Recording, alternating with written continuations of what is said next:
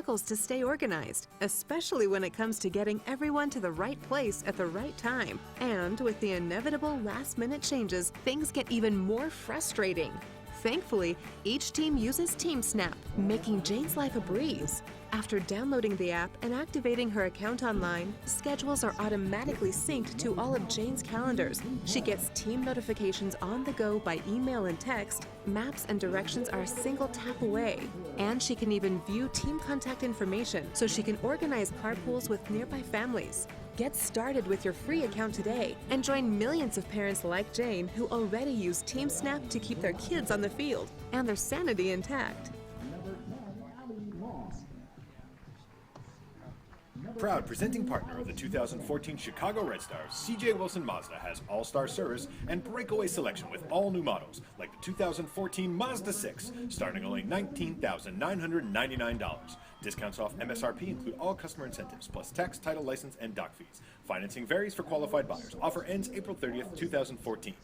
Test drive a Mazda today at C.J. Wilson Mazda, located at the corner of LaGrange Road and Joliet Road in Countryside. Visit ZoomZoomNation.com for the largest selection of new and pre-owned Mazdas in Chicagoland. What do you drive? There are two ways to manage a team. Coach Derek uses a clipboard, the old-fashioned way, and Coach Bob uses his smartphone and the TeamSnap app. It's faster, way faster. When the practice location changes at the last minute, Coach Bob touches one button to notify the entire team by email or text. Coach Derek needs a team. The night before the game, Coach Bob confirms that he has enough players. At game time, Coach Derek discovers he doesn't have a goalie. And while Coach Bob's bank account is happy because he can collect the team fees online, Coach Derek spends hours searching through notes to track down who hasn't paid. TeamSnap puts your team on the field, on the web, and on your phone. Whatever your game, whatever your group, TeamSnap makes it easy. Sign up and try it for free today. With two kids playing on 4 different teams, Jane struggles to stay organized, especially when it comes to getting everyone to the right place at the right time. And with the inevitable last-minute changes, things get even more frustrating. Thankfully, each team uses TeamSnap, making Jane's life a breeze. After downloading the app and activating her account online, schedules are automatically synced to all of Jane's calendars. She gets team notifications on the go by email and text. Maps and directions are a single tap away. And she can even view team contact information so she can organize carpools with nearby families. Get started with your free account today and join millions of parents like Jane who already use TeamSnap to keep their kids on the field and their sanity intact. Proud presenting partner of the 2014 Chicago Red Stars, C.J. Wilson Mazda has all-star service and breakaway selection with all new models, like the 2014 Mazda 6, starting only $19,999. Discounts off MSRP include all customer incentives, plus tax, title, license, and dock fees. Financing varies for qualified buyers. Offer ends April 30th, 2014. Test drive a Mazda today at C.J. Wilson Mazda, located at the corner of LaGrange Road and Joliet Road in Countryside. Visit ZoomZoomNation.com for the largest selection of new and pre-owned Mazdas in Chicagoland. What do you drive?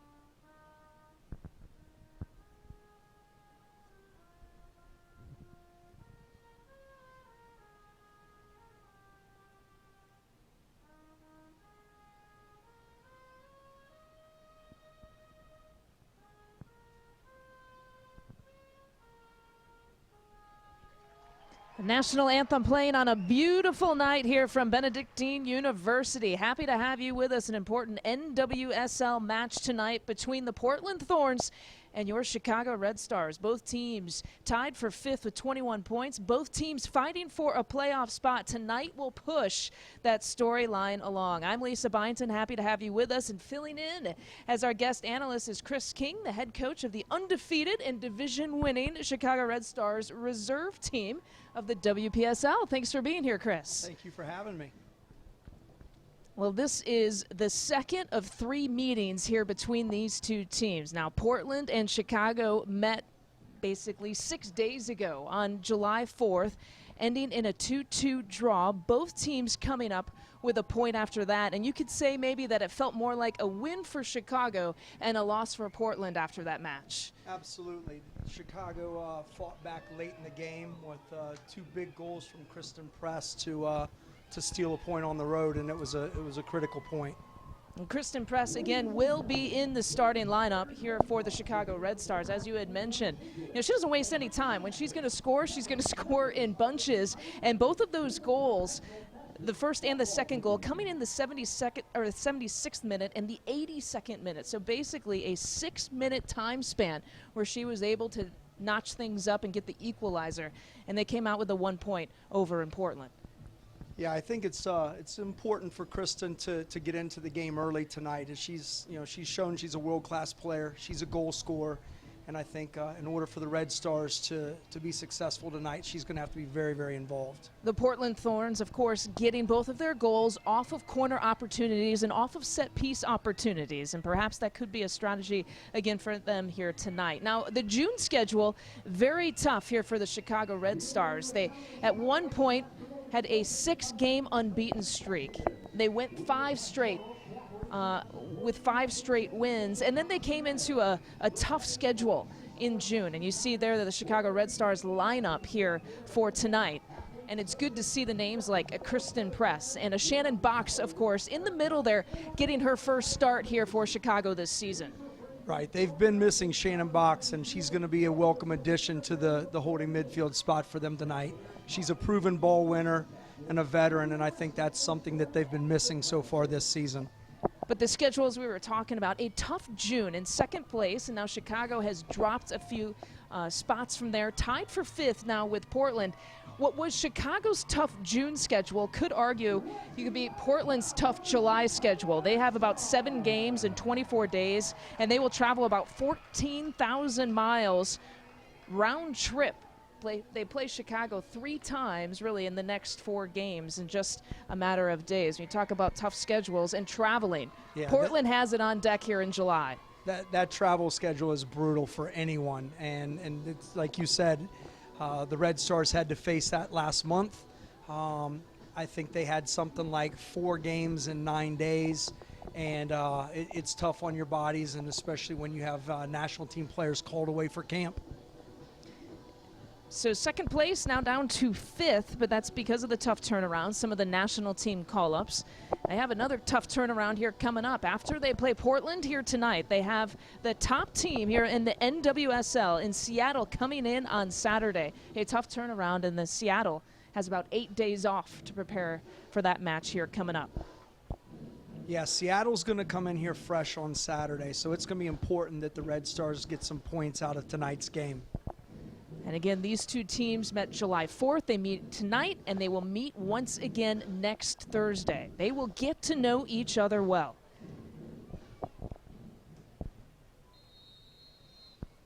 And we begin. The Chicago Red Stars and the Portland Thorns in a very important point battle here for playoff spots and standings positioning.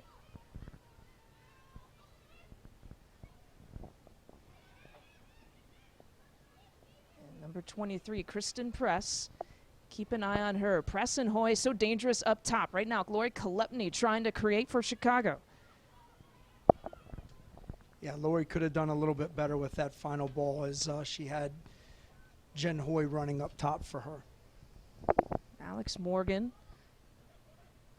The crossing route, trying to possess, trying to control, and she'll get a lot of pressure all night long from the Chicago defense. That's an early foul on the Red Stars in the midfield. They may be trying to send a bit of a message early on that they're ready to play tonight. Of course, Alex Morgan coming off of that ankle injury has played sparingly here through this NWSL season. Only 5 games here coming into tonight. So it'll be a free kick right away here for the Portland Thorns. Yeah, it's going to be important that the Red Stars are organized here, especially this early in the game. There tend to be a lot of goals scored early in the first 5 or 6 minutes of games because people aren't prepared.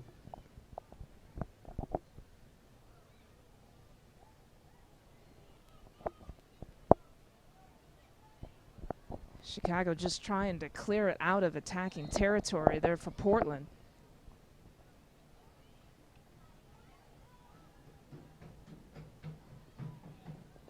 It looks as if they've got a free kick about 40 yards out from goal, and it looks like ERCEG is going to be on the ball. It's going to be important that she gets a good service into some dangerous areas in the box. They had some great over-the-top chances on July 4th, and that was another one. Yeah, that was a good serve. Unfortunate not to get on the end of that ball. Nadine Ungerer, who was playing keeper there for Portland, one of the best keepers in the world, let alone in the NWSL. And this is dangerous. Alex Morgan running on here on the breakaway, takes the shot, and Karina LeBlanc is there. Yeah, Chicago's back line got caught a little bit flat, and Alex did a good job of running into the seam, and it was a good delivery. They were fortunate there. Karina LeBlanc, of course, playing against her old teammates. Played for Portland for the championship team in 2013 before the trade to Chicago for a 2015 second-round draft pick here for Portland. Yeah, Karina is a great addition to the group. She's a very experienced goalkeeper. She's a veteran. She's played internationally, and she's having a good year thus far for the Red Stars.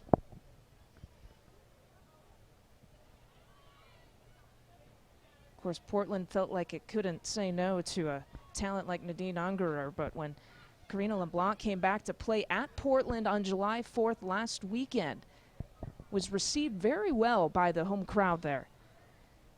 Yeah, Karina's a great personality. She's got a good heart, and I imagine she's got a lot of fans still there. Here's another opportunity. Morgan dropping it into the box, sending it back out. A shot from distance is wide.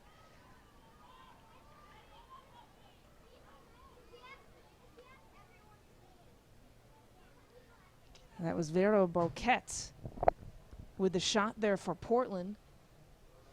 Yeah, it looked like the ball got laid into their forwards and got knocked down into the midfield, and it looked like Shannon Box was just a little bit late getting to get pressure on that ball. Well, keep an eye on Shannon Box. As we just mentioned, this is her first time playing here for Chicago this season. Of course, she was on maternity leave, so fitness will be an issue for her, and how many minutes she will play will be up to Rory Dames and that Chicago coaching staff.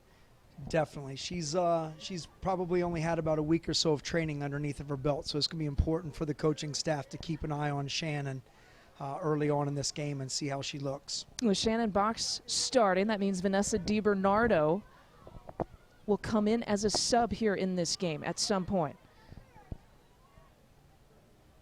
Rachel Van Hollenbach in a little bit of trouble, drops it back to Ungerer.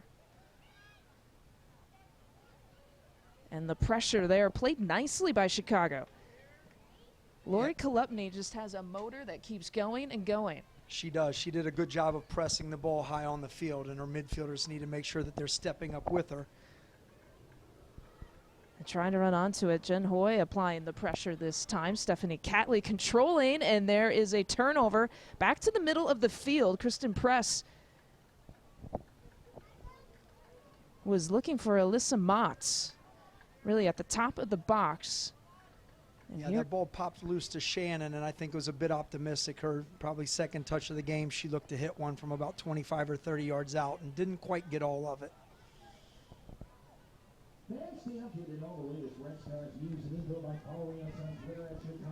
No score here early. Benedictine University, a wonderful, wonderful day. Benedictine University Sports Complex. As we had mentioned, the second of 3 meetings here between these two teams. And points are at a premium here tonight.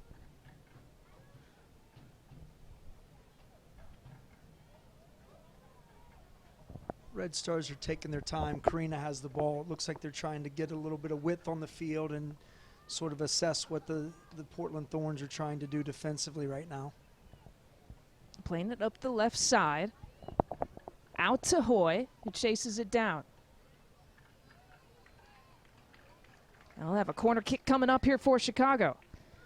Yeah, that was a good early ball out of the back from Rachel Kwan. And Jen Hoy did a great job of wrapping up into the channels. And I think that the Red Stars are going to be able to have some success finding those wide spaces and trying to drive the Thorns deep into their end and defend. So with Vanessa DiBernardo out to start this game, it'll be Lori Kolupny with the service duties here on this corner chance. A high ball to the far corner of the box trying to settle. A tough turn for Melissa Tancrini. Excuse me, Julie Johnston.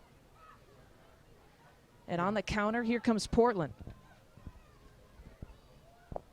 Vero Bouquet at speed. 1v2 basically against the Red Stars. Decides to lay it out for Stephanie Catley. And she will go up against Johnson, decides to pull it back. Back to Bouquet.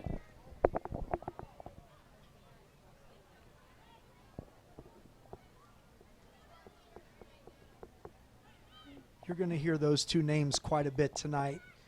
Catley and Bouquet, they seem to be on the ball a lot for Portland, and they're the engines that sort of make the midfield for that team turn. So those two are going to be very, very important to their success tonight. The more they're on the ball, the more dangerous they're going to be. Bouquet, of course, a Spanish international player. All the teams now, all the clubs in the NWSL at full strength. No more national team call-ups. We'll recognize some of those big names as some of these teams come to town. One touch there, laid off nicely down to the end line, and no one is there for Portland.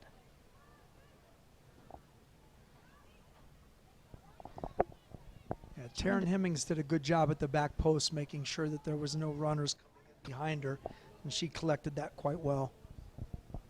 Here's Nikki Marshall out to the right side here for Portland. Marshall again controlling in the back. And a turnover there for Portland. Chicago trying to counter. A high pressure. Kolupny was nearly able to create something.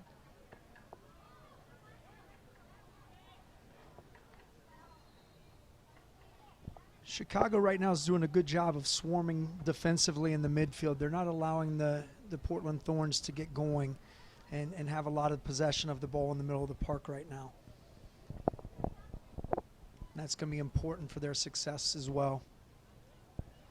There's Catley back into the middle of the field, and again the pressure there for Chicago.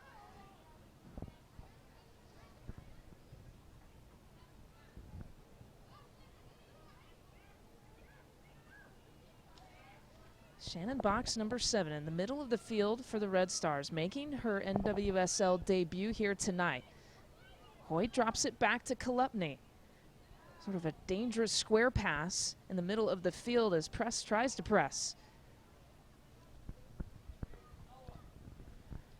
Christine Sinclair getting the start, number 12 there for Portland. And she came off the bench the last time these two teams met.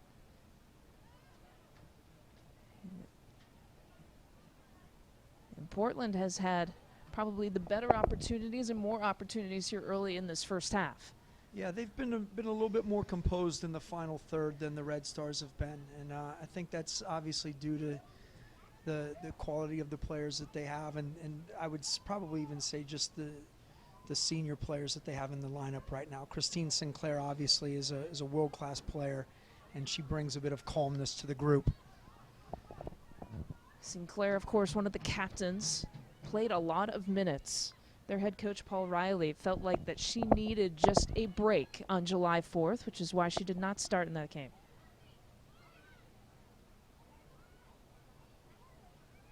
The Red Stars are doing a good job of starting to get a hold of the ball a little bit now, and they're finding their rhythm. That's a great ball in. That looks like what could have been a goal opportunity there for Chicago, but that looked like the first goal that was scored by Kristen Press on July 4th, a mirror image of what happened almost a week ago.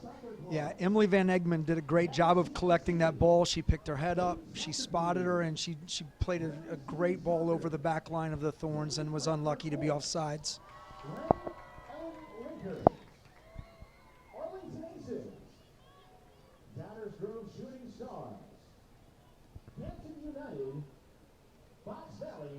Well, again, Karina LeBlanc will take her time to reset here for Chicago. We're into the 12th minute here in the first half. The Chicago Red Stars and the Portland Thorns, both tied for 5th place right now in the NWSL. If you look at the defensive shape right now of the Thorns, they seem to be quite content allowing the Red Stars to possess the ball in their final third or in their defensive third and swing the ball from side to side. They're not in any rush to step up the field and defend high. Beautiful combination from Hemmings and Alyssa Motts, and here's an opportunity here for Chicago. That's CHRISTEN Press crossing it in. That was a great run from Press, and her service was just a little bit behind the runners in the box, so they were unfortunate there.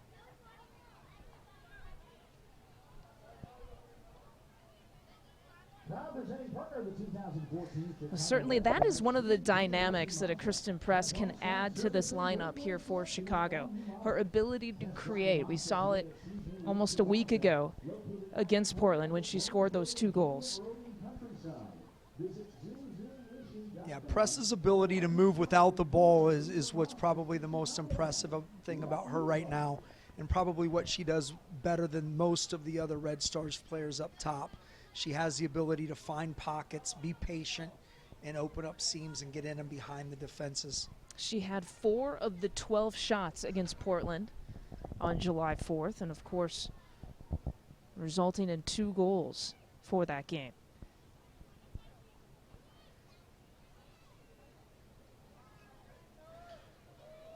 Chicago has gotten the 1 corner chance here in the first half. You could argue Portland has had the better chances and more number of chances here in the first half, though Chicago has had its opportunities here of late. Here's Lori Kolupny inside left. Oh, she was going for the left far post there, and Kolupny just could not convert. Yeah, Lori did a great job of getting a hold of the ball. She had 2 defenders closing her down pretty quickly, and she made a move inside onto her left foot and tried to curl it inside the far post and was a bit unlucky. You can see she just hits it with the inside of her foot, just bends it, and was just wide of the goal.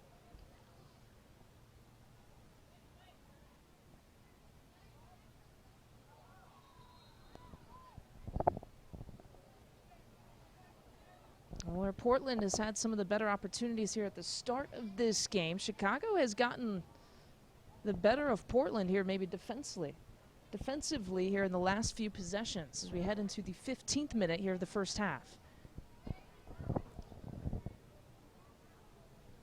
Yeah, I think the possession's starting to even out a little bit. The Chicago Red Stars are definitely starting to get a hold of the game and come into the game a little bit more now, starting to find their rhythm a bit. Off of the free kick, Portland trying to keep it in its attacking half. There's Press.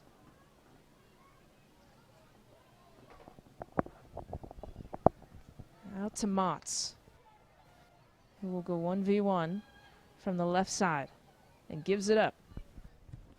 Are you getting thirsty? Be sure to stop by the Beer Coffee Beer Garden located on the gravel north side of the bleachers. Grab your favorite Illinois craft beer or 2. Going up top again to Jen Hoy, and the battle up against Rachel Van Hollebeck. Just line against the Red Stars, and I think we're going to see balls or quite a few opportunities for the Red Stars to play balls in and behind the Thorns back line. With the speed and pace of Jen Hoy, they're going to create a number of opportunities if Portland continues to hold the line that high. So again, the second corner chance here for Chicago. And Lori Kolupny again will do the duties here for the Red Stars. That one again, high service to the far side of the box, and no one is there for Chicago. No, their box organization was a little bit poor right there, and I think that's something that the coaching staff will certainly address at halftime. Those are opportunities in the game that you can't afford to let go by. 2 empty chance opportunities on the 2 corner opportunities for Chicago.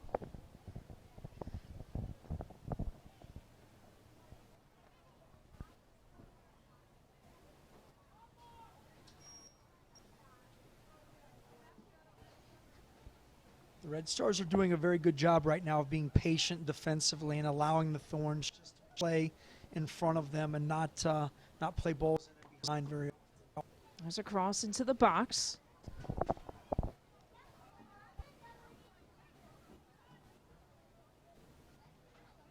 And dropping it off, Stephanie Catley.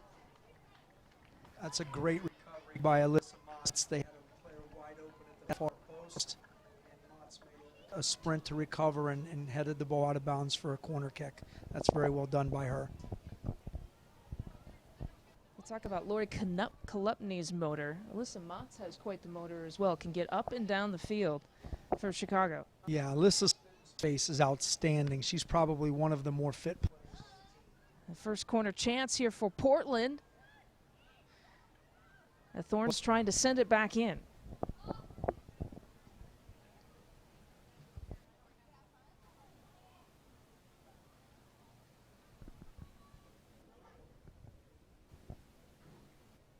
Chicago's going to have to make sure that they're not conceding too many dead ball situations for the Thorns, because they do have Christine Sinclair on the field. She's always a threat in the air. Here's another corner chance here for the Thorns. Putting it back. That was Sinead Farley. So back-to-back corner chances here for Portland, and now it's the Thorns who come up empty-handed. Stop by the merchandise table or visit ChicagoRedStars.com.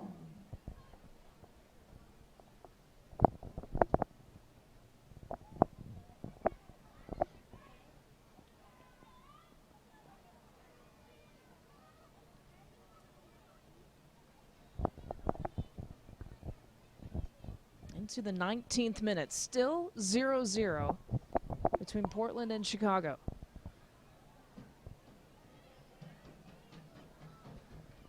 I think both teams still need to do a little bit better job of getting the ball on the ground, possessing it a little bit more, and trying to grab a hold of the game.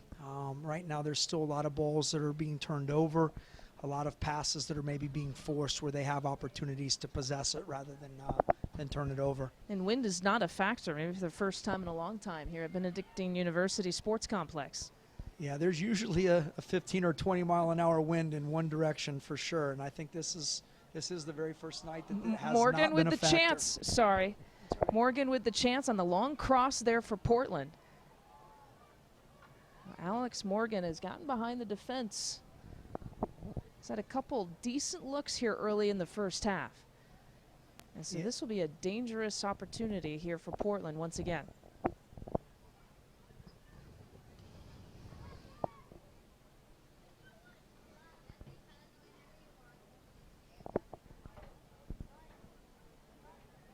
A lot of movement there in the box. Here comes the cross, going far post, and she had Morgan who couldn't quite get to it.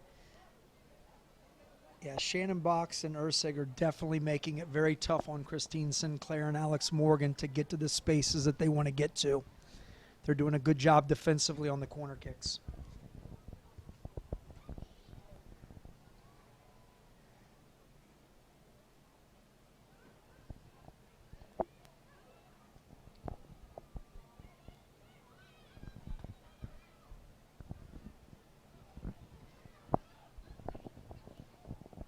Taryn Hemmings getting the start for Chicago, number 14.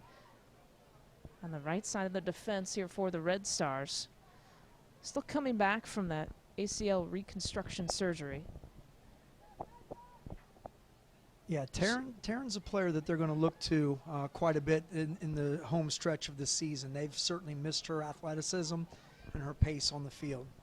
So she's going to be a big part of what comes up for the remaining of the season for the Red Stars. And she's been playing more and more minutes here for Chicago as she gets healthier.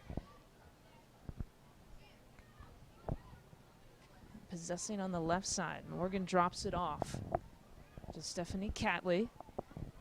And they will work the center of the field and reverse fields here for the Thorns.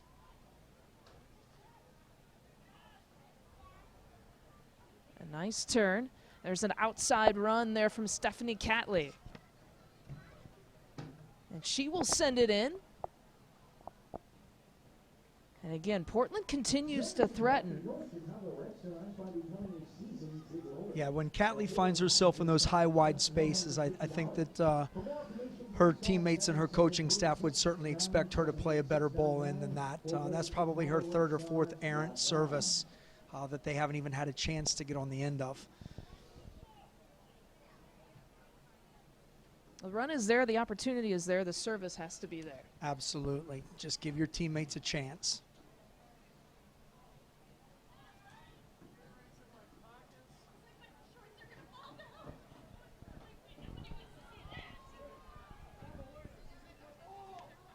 see Press left all alone, and she's going to get called for offsides. Yeah, Jen Hoy did a good job of getting the ball. Kristen made her run, and I think Jen delivered it just a little bit too late. If those two can get on the same page, that's going to be on for the remainder of the game for them. How do you see them playing off each other here early? I think Jen is the person that's looking to stretch the defense. She's the one that's looking to get in and behind. Right now it looks like the coaching staff for the Red Stars are asking Press to sort of be the person that plays underneath and set play a little bit more and let Jen try to get in and behind the back line. And again, Kristen hasn't been around a lot, so I think that they're still trying to form some of those relationships right now. The flick on, Alex Morgan tries to sprint out to it. It'll go into the hands of LeBlanc.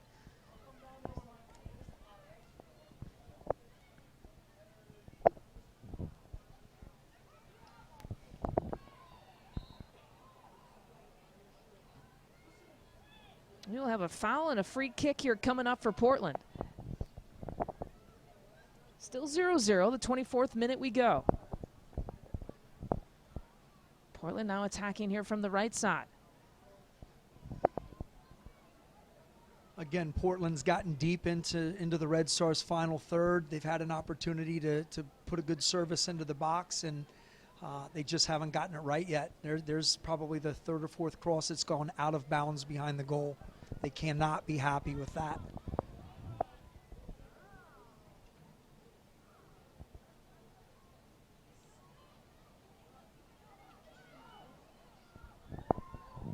Morgan left all alone. And again, Julie Johnston doing a great job.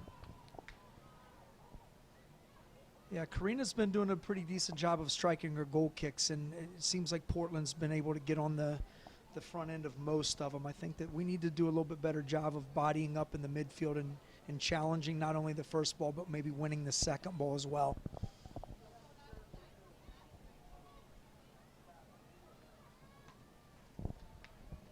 That is exactly what you're talking about right there. Yeah. Alex Morgan sending it in to her teammate Sinead Farley. And we will have a corner chance coming up again for Portland. Yeah, that's a critical part of the game. If we're taking goal kicks and Portland is doing the majority of the ball winning, we're going to be on our heels quite a bit. I think that's just a shape issue that they can get sorted out for sure. So Allie Long again will handle the duties. They go short corner here on this opportunity. Boquette trying to control.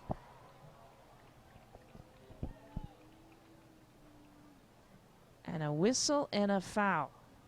I think he just gave them a penalty kick, and that's very, very questionable. We can maybe take another look at that. Yeah.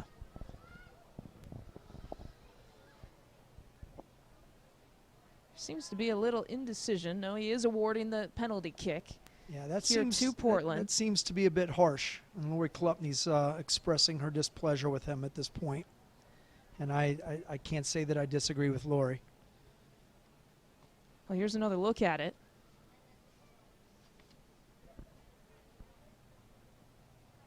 Yeah, there's not a lot there. There's a little bit of a contact, but it doesn't look like it was enough to be awarded a penalty kick.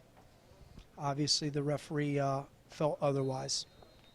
Allie Long will take the duties. She goes left side, and just like that, Portland up 1-0.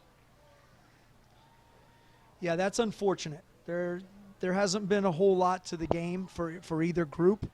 Both teams have had a chance or two, and for the referee to award a soft penalty like that is a little bit of a mystery.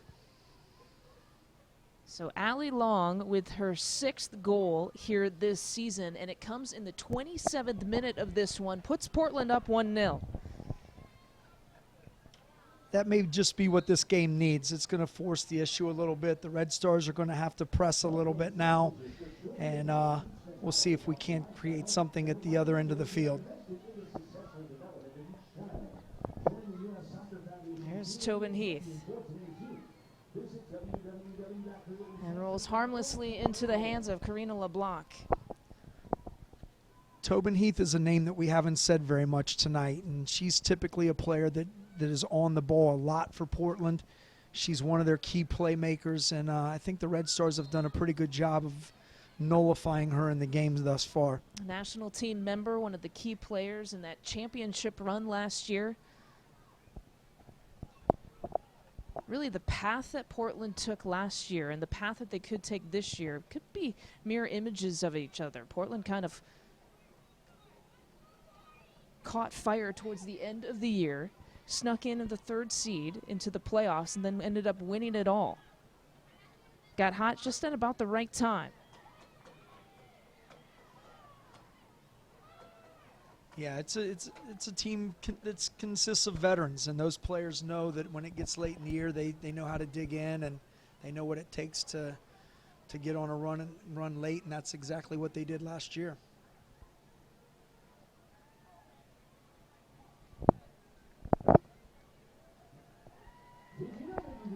And just moments ago, Allie Long, a national team player, scored in the 27th minute off of a PK opportunity. So the second meeting between these two teams, Portland jumped ahead 2-0 in the first meeting on July 4th and jumps ahead 1-0 here. Yeah, and that's something that I think that the team can sort of rest on, is the fact that they know that they have the ability to come back in the game. I'm sure there's no panic at all from the coaching staff or any of the players on the field right now. It's just business as usual.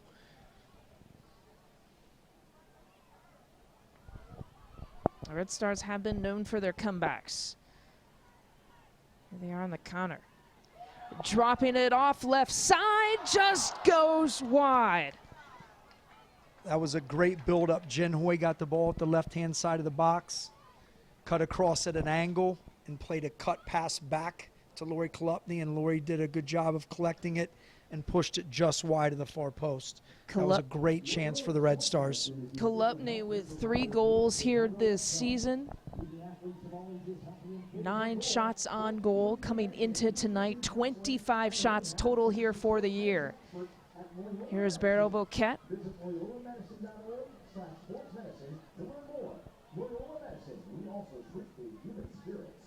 If I was Portland, I wouldn't want to give Lori Kolupny that opportunity too many more times, because those are the opportunities that Lori typically buries.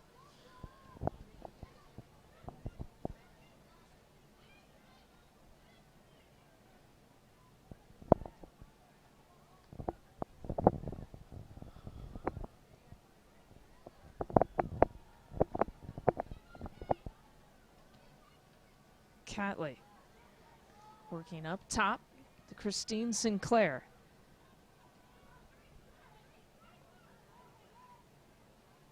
Catley back to Rachel Van Hollebeck.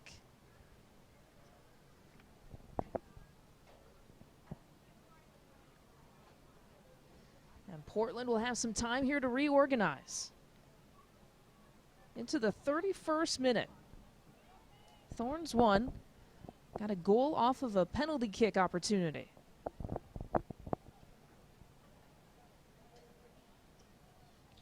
At this point of the game, I think it's pretty important for the Red Stars just to settle back in, get a hold of the ball, try to get a little bit of a rhythm through the midfield. And again, Portland's holding a high line, so I think that we're going to be able to continue to get Jen Hoy in, as well as Kristen Press. So look for those two to continue to develop that relationship. Out to Van Hollenbeck. She's got some space to work with. Drops it off there to Catley. And again, Portland possessing nicely there on that left side. Combination opportunities. Here's Boquette. And a chance here for the Thorns into the box. Boquette with the strike.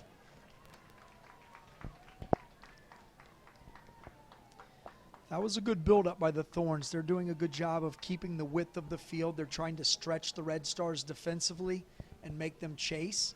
and it's going to be a bit of an issue if the Red Stars continue to allow them to change the point of attack. For exclusive deals at your favorite beer bars and restaurants, download the Beer Dogging app and sign up for your free membership, or visit beerdogging.com for more details.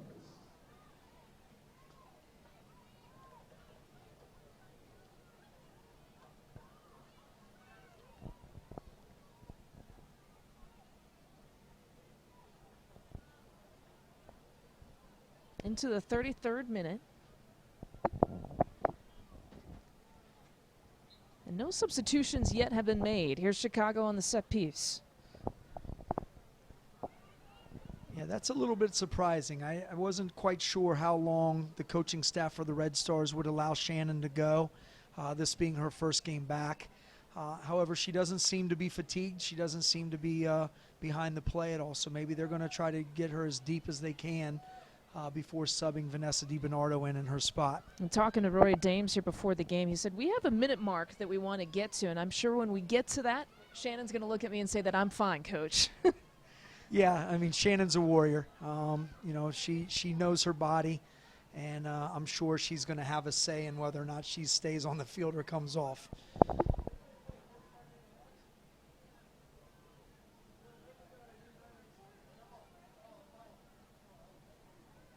Again, winning those service opportunities coming from Karina LeBlanc. Chicago has not been able to settle. And they do possess here. Into the 34th minute here in the first half between Portland and Chicago. Dropping it off there on the left side. Here come the Red Stars. Kolupny dropping it off nicely. Here's an opportunity. Taryn Hemmings laid it off for Jen Hoy, who could not keep it down.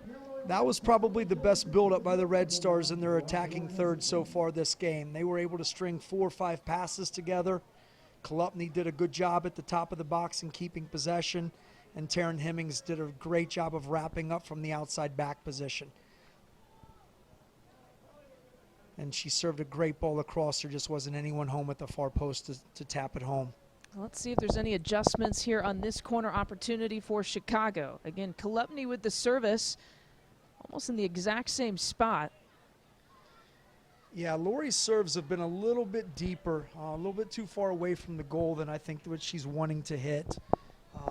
Serving them that far out, it's not giving her teammates much of a chance to get in there and put anything away. She has been consistent in all 3 corner chances, but you're right. I think that she would like to change maybe the angle and the distance there of that service.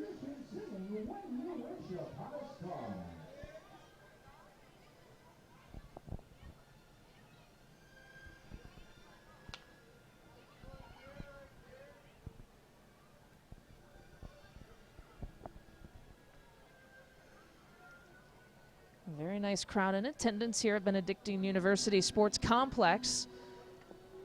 One of the more appealing teams here in town is the Portland Thorns in town, and then Seattle Reign come to town on Saturday. 80-degree temps. We talked about barely any wind here at this complex here tonight.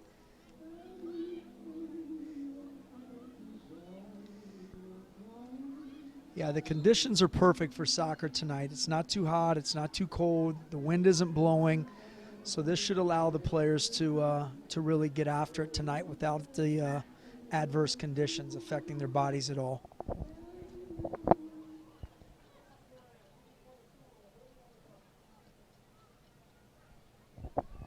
Set piece chance here for Chicago.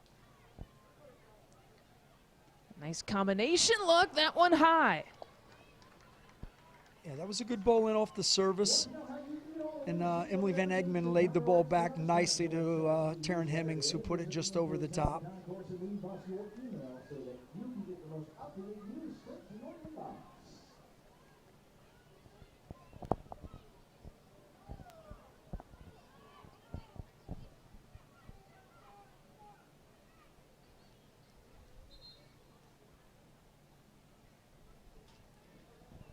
I don't even see anyone warming up for either team at this point. So it looks like both coaches are pretty happy with what's going on the field right now.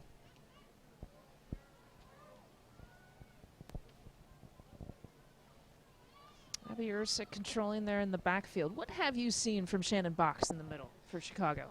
Shannon's done a good job of ball winning. Obviously, I think she's been stretched a little bit in the midfield. The midfield hasn't been quite as compact defensively as I think Rory Dames and the coaching staff would like.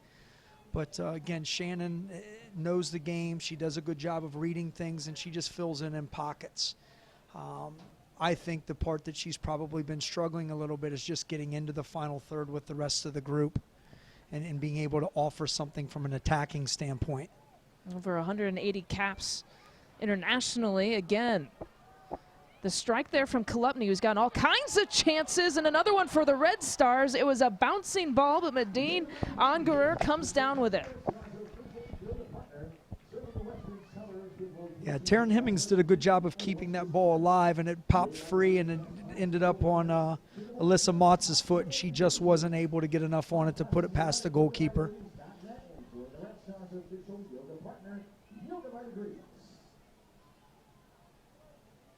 Talk about Taryn Hemmings getting closer and closer to being 100%.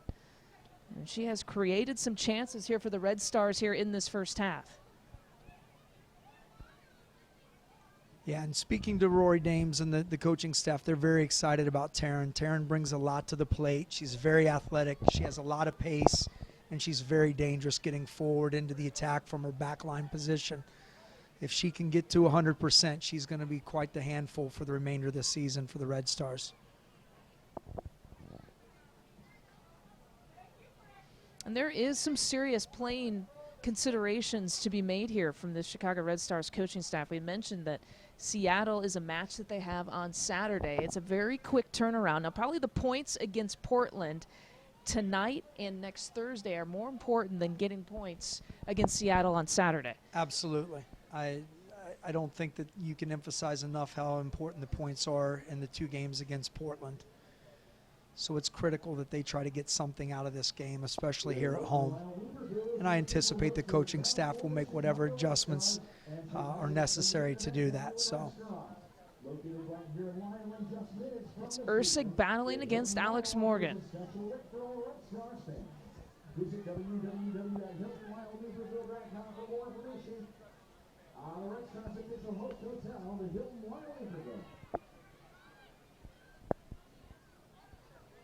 Again, we talked about Shannon Box. We have not seen Vanessa DiBernardo at all here in this first half. And that's a bit unusual. Vanessa was sort of the iron horse of the team through the first 7 or 8 games, and she's not been off the field very much. So I don't know if that's simply to get Shannon onto the field or if it's that Vanessa needed a rest.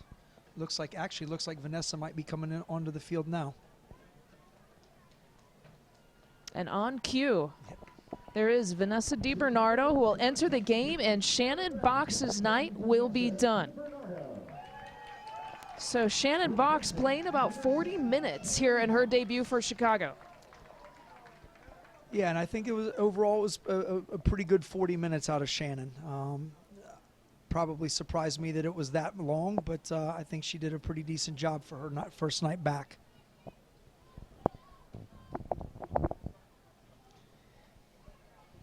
And with DiBernardo in, that could make a difference, too, in those corner service opportunities for Chicago as well. Absolutely. Vanessa's more of an attacking-minded player than Shannon, and the quality of her service and the quality of her final pass certainly could be a difference maker here as the game goes on.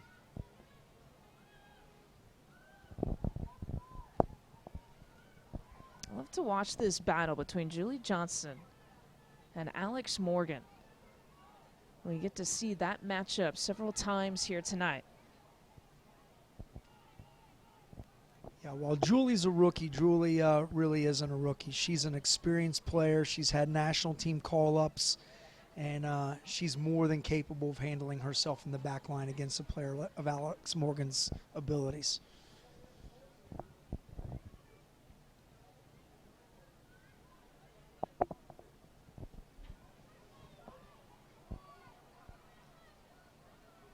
Here's Chicago here from the left side. And this will be an opportunity to see what Vanessa DiBernardo can do. Yeah, that was a great early run out of the midfield from Lori Kolupny, and she got onto the ball and earned a corner kick. So this is another great opportunity for the Red Stars. In the 43rd minute, still 1-0. Portland getting the goal from Allie Long on a PK opportunity, and here's a corner opportunity. A low sailing ball, a shallow part of the box that was punched away nicely. Yeah, that was a great driven ball in by Vanessa. Unlucky not to have someone get on the end of it.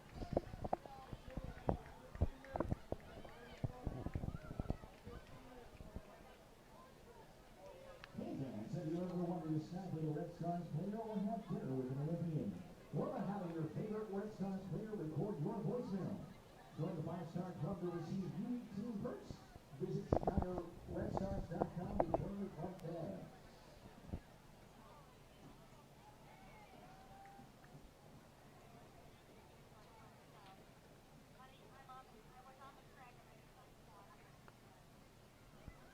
Into the 44th minute.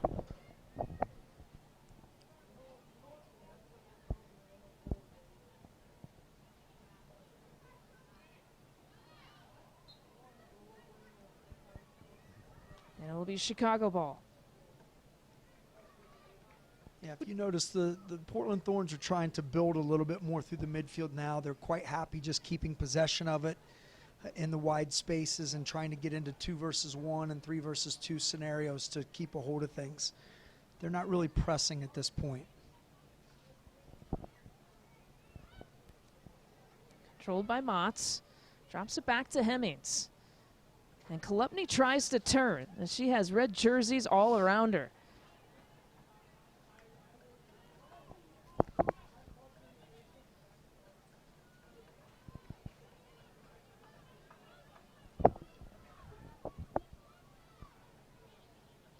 There's DiBernardo.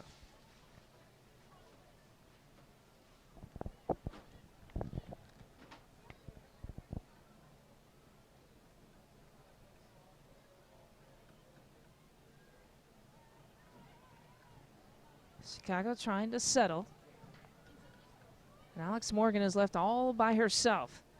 Playing up the right side this time. It's Motts. Sending it in. There's an opportunity. And a corner chance coming up for Chicago. Yeah, Motts' service, she forced the goalkeeper to make a save, and she actually had to tip it off the underside of the football crossbar. It looked like she tipped it off the underside of the actual goal, but it went just over. So that was actually a good save by the goalkeeper, by Anger. If she doesn't touch that, that's in the back of the net. One of the best keepers here in the world, and this is one of the reasons why. Again, Angerer punches it out. Trying to run onto it is Boquette, who's left all alone. She needs some support and some help. She gets it on the right side. We are into stoppage time here in the first half.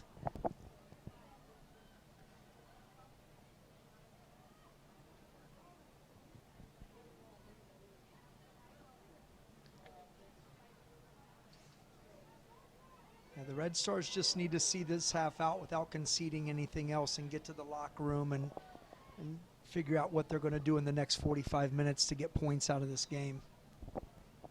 Well, that is Alex Morgan, who is slow to get up there for Portland. Again, this is just her 6th game playing in the NWSL season. Had that ankle injury that she suffered in training last October. Yeah, Alex has had a tough year. She's had an ankle injury. She's had a bit of a knee injury. She certainly has not been in form and has not been playing at a really high level for very long right now. There's another look at the contact in the collision.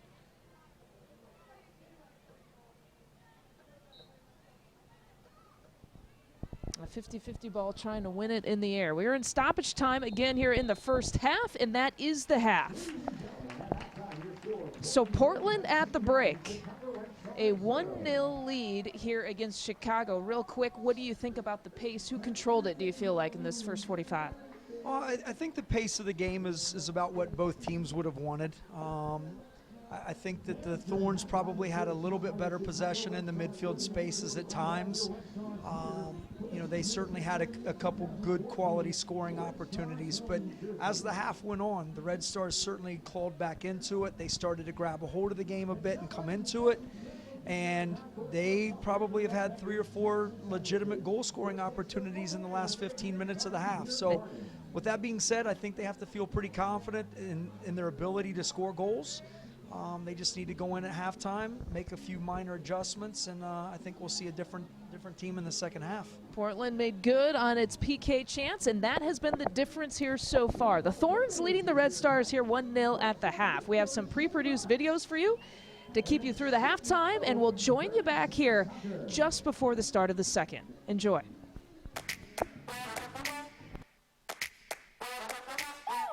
We're here in Chicago. There's a new girl in town. Woo! New girl. Hello. What's your name? Kristen Press. Oh gosh, this is gonna be a fun video, I can tell. I'm a professional. Well, how do you say this city? How do I say? This city. What's that? How do you say it? Chicago. Nope. Try again. You say it first. Chicago. Chicago. See? First lesson number 1. Red Sox, Black Sox, White Sox, or Cubs? You guys can tell who I cheer for. The Cubs. Okay, good answer. What has been the greatest part of being here, apart from obviously being next to me? Well, I think that it's been some wonderful good times with some new people, new team, great weather, beautiful city. I'm happy all around. None more. Tell me something fun you've done. Something fun. I took a little driving tour through the city, saw the beaches, saw the city a little bit yesterday. After our rainstorm, the day got a little better. Ever since she's got here, it was like, oh, beautiful. We have the Australians in, the Kiwis in, and then this one comes. They brought the Swedish monsoon. Yes. Okay. So. But look at today. Are you leaving? No, I'm here, and here's the California sunshine. Give me an Australian accent of something. Go. I can't do accents. Just shrimp on the barbie. I can try to Shrimp on the barbie. shrimp on the barbie. We're gonna go get some internationals. I am international. We're gonna get some. Watch. Are you alright? Are you alright? I'm good. What are you doing? Hi. Hi. How are you? Good, how are you? I'm good. Could you tell us a little bit about Australia? It's a small country and we do not speak like you're speaking. Yes, you do. Why do people say shrimp on the barbie? I've never heard that. How do you say the town we're from? Chicago. Nope. Try again. Chicago. Nope. Try again. I don't know how. Chicago. Chicago. Okay, say it with your Australian accent, though. Chicago. Tell me something embarrassing about yourself. Picked up a surfboard on a really windy day and it knocked me out. In the water. Yeah. So when you say pick it up, so it was the wave was there, the surfboard was there, and then it was you. Well, yeah, I was in the water and there wasn't very big waves anyways, but it was really shallow, so I went to pick it up to walk out, but because it was so windy and obviously they're heavy, it smashed me. Okay. And did you break a tooth? No. Did you break a nose? No. They're doing cartwheels in the background. You like it? Yeah, I do. Okay.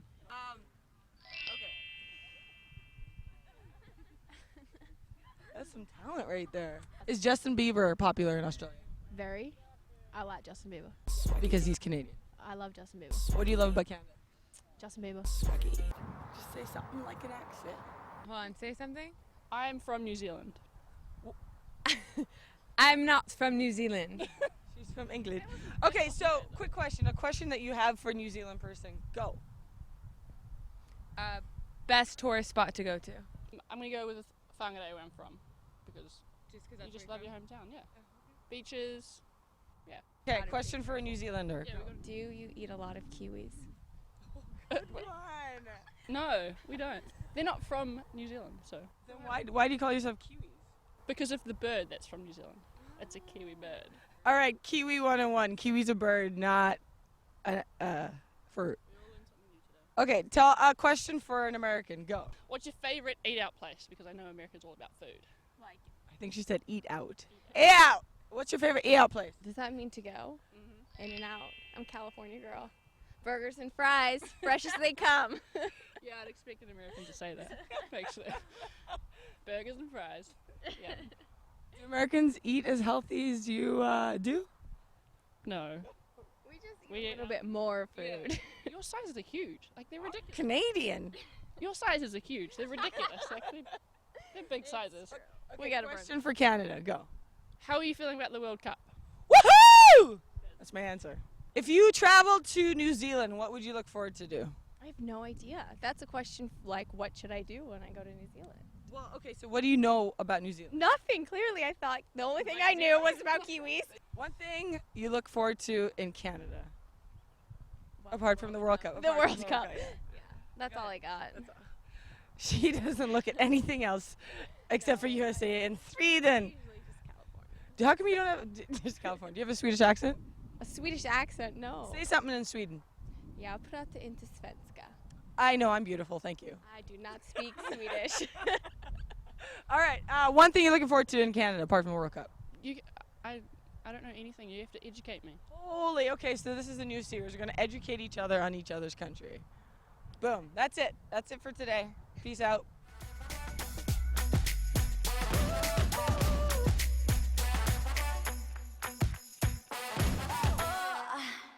This is how they play baseball in New Zealand. They have a lacrosse ball with a flag. And then this is how the Canadians... Know your stars. Know your stars. Know your stars. Know your stars. Know your stars. Know your stars. I would have to say definitely any kind of World Championship or any kind of Olympic Games. You know, that's the pinnacle of any sport in the world. So to go there and to represent your country and to be there with your best friends is probably, yeah, is one of the biggest things that I've achieved. You know, I really like coming to new teams and meeting new people and experiencing, you know, different sides of football that countries have. So in Germany, it's technical and it's quick, and here it's physical and strong. So I'm really looking forward to adding that perspective to my game. Obviously, meeting all the girls has been really cool as well, and meeting them and becoming friends with them as well. But yeah, just getting more aspects to my game is what I really look forward to. Obviously, having played in a couple of World Championships and Olympics, I'd like to think I'd bring a little bit of experience. Whether that's in the back or in the midfield or wherever he decides to put that experience is fine. And bring a little bit of leadership. Obviously, the team's quite young. I'm not old myself, but just in terms of experience.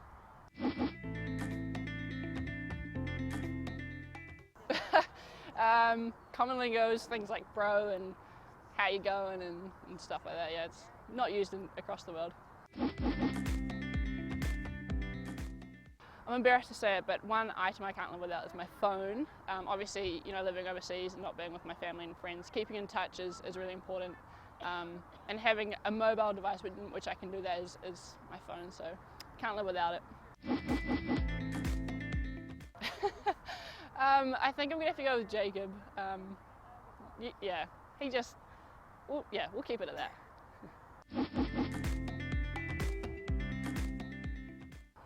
I'm probably going to have to go with Germany. Obviously living there and really experiencing the culture has been really cool for me, and obviously learning a new language as well. It's really green, which I love coming from New Zealand. We've got beautiful scenery in New Zealand, and obviously the history of Germany as well is, it's really interesting. They don't have beaches there, which is the one thing that I wish they had, but in terms of a whole experience, yeah, Germany.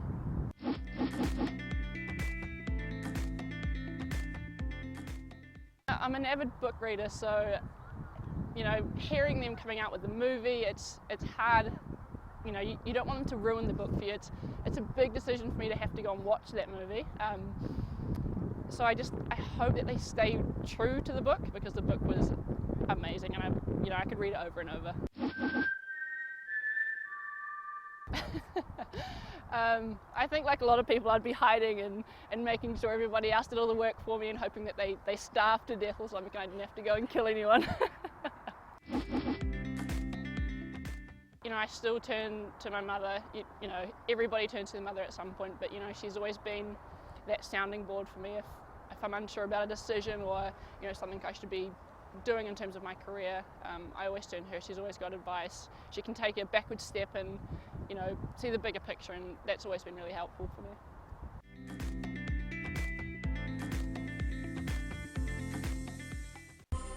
Know your stars. Know your stars. Know your stars. Know your stars. Know your stars. Know your stars.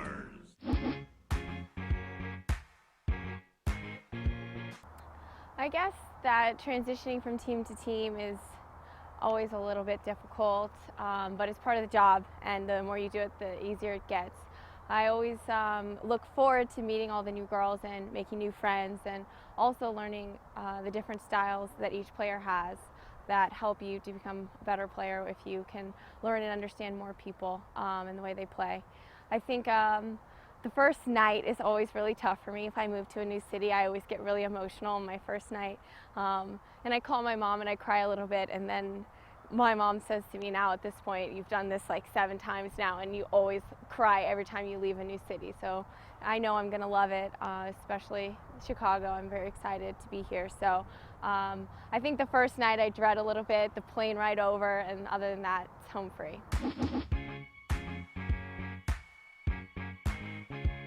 I hope that my teammates in Sweden remember me as a good teammate first and foremost.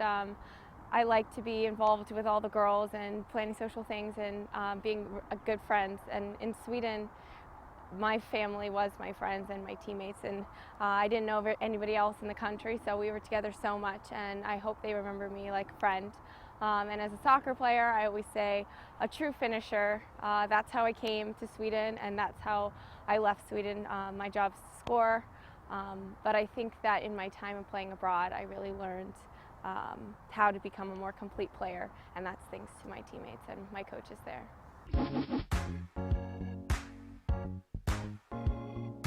There are so many things that I can't live without. I'm a little bit high maintenance, but I always say my planner. I'm very organized. I have my day-to-day schedule every 15 minutes written out, so I keep that close by my side, and it's nice that I can take it through all the places that I go, different countries, different cities.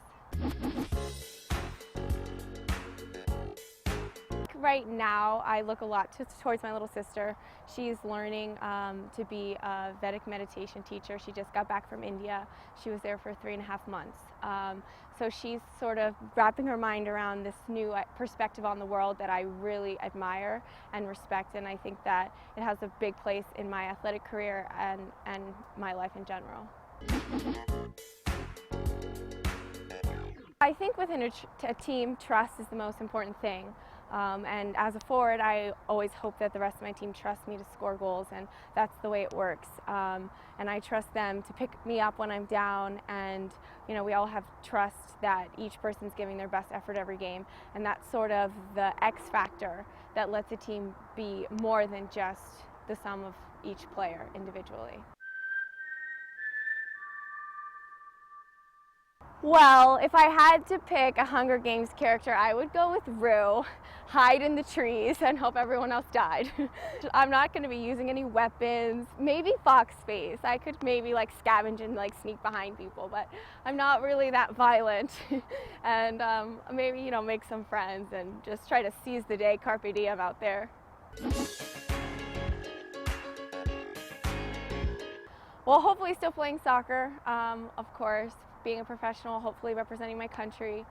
Those are the big goals. I'm interested in going back to school potentially and studying a little bit more. I haven't fully thought that out. I would love it if I could be in California where my family is, but I feel like I'm always going to be a nomad at heart. So I've sort of accepted that. I would love to have, the beginnings of a family. I would love to have children on the horizon at that point, but we'll see. We'll see how it goes.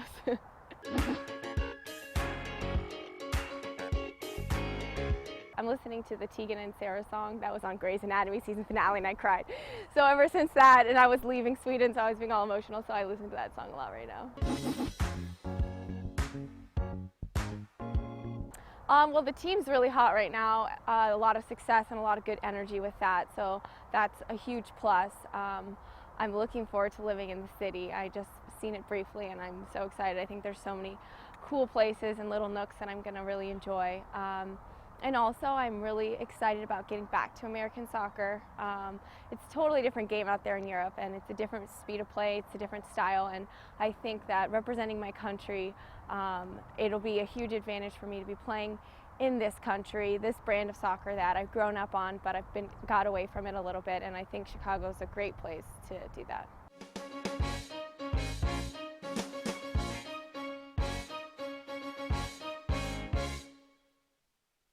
With 2 kids playing on 4 different teams, Jane struggles to stay organized, especially when it comes to getting everyone to the right place at the right time. And with the inevitable last-minute changes, things get even more frustrating. Thankfully, each team uses TeamSnap, making Jane's life a breeze. After downloading the app and activating her account online, schedules are automatically synced to all of Jane's calendars. She gets team notifications on the go by email and text. Maps and directions are a single tap away. And she can even view team contact information so she can organize carpools with nearby families. Get started with your free account today and join millions of parents like Jane who already use TeamSnap to keep their kids on the field and their sanity intact. Proud presenting partner of the 2014 Chicago Red Stars, CJ Wilson Mazda has all-star service and breakaway selection with all new models, like the 2014 Mazda 6, starting only $19,999. Discounts off MSRP include all customer incentives, plus tax, title, license, and dock fees. Financing varies for qualified buyers. Offer ends April 30th, 2014. Test drive a Mazda today at CJ Wilson Mazda, located at the corner of LaGrange Road and Joliet Road in Countryside. Visit ZoomZoomNation.com for the largest selection of new and pre-owned Mazdas in Chicagoland. What do you drive?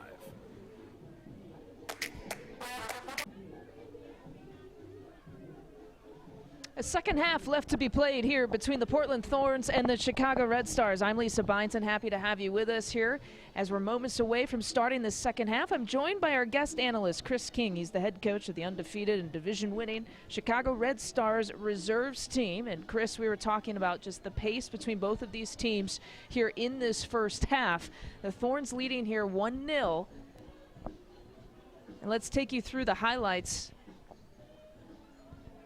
here of this first half and see how they did it. Now, Portland struck first with some of the better opportunities. That was the first look there for Alex Morgan. Yeah, they did a pretty good job of playing balls in and behind to Alex and some of the other forwards running through and created a couple quality goal-scoring opportunities off of it. And then here came Lori Kolupny, and what an opportunity she had there, trying to bend it to the left side in the upper corner. Yeah, Lori did a great job. She cut inside, beat 2 defenders, and just tried to wrap it inside the far post, and unfortunately didn't happen. Now, Portland had 4 corner chances here in the first half. That kind of half chance there for Portland, and another look there for Alex Morgan. Yeah, if you notice, the majority of their chances have come from distance. They didn't have too many opportunities that were inside and close. And there was the penalty kick coming off of that foul that you saw, and that's Allie Long with her 6th goal here of the season. That is the only score here of the first half. Yeah, and there they just showed a ball from Jen Hoy into Lori Kolupny, and you give Lori another opportunity like that, and she'll put it in the back of the net for sure. Chicago certainly had its opportunities, especially in the second part of the first half. And there is Hemmings with a great cross across the 6-yard box, and Chicago again can't put it away. Motts had a couple of opportunities and a couple of looks. Here's another look. That one just a little bit high over the crossbar. Yeah, Chicago had quite a few really good build-ups and good opportunities, and they were just lacking a little bit in their final touch. If they had a little bit more quality there, they could probably have 2 or 3 goals by now. And the bouncing ball and a dangerous ball there in front of the net, but Nadine Ungerer comes down with it. Well, again, one of the best keepers there in the world getting tested here, and this was dangerous for Portland. Yeah, Alyssa Motts did a great job, got her service off, and if it weren't for the goalkeeper tipping it over, that for sure was in the back of the net. And Alex Morgan, right before the half, going down hard there on that 50-50 ball. Morgan stayed down there for quite some time. Now we see Portland kind of making its way out. The Chicago Red Stars have made their way out here. Part of warm-ups here just before we start the second half. What kind of things do you feel like you can expect here in the second half between these two teams? I think we're going to see the two outside backs for the Red Stars start wrapping up a little bit higher on the field. I think that you're going to see probably Lori Klupny going at the back line a little bit more than she did in the first half, and she did quite a bit. Lori covered a lot of ground. She did a lot of running. But I would certainly anticipate the Red Stars to start throwing some numbers forward. There may be a tactical substitution at some point to bring in another forward or even another midfielder just to create some more offensive opportunities for the Red Stars. You see the fans having a great time. This is one of the draws here. Portland is always a draw whenever they play here across the country, and of course this game oh so important. Both of these teams here tied for 5th place, tied in points. Chicago does lead Portland in the goal differential category as well. A good number of fans here out on attendance here at Benedictine University Sports Complex, and we have talked about it. It's absolutely beautiful night here for the pitch and to play a soccer game here between these two clubs. 80-degree temps, the sun has now set, no wind. Let's play a second half, huh? Absolutely.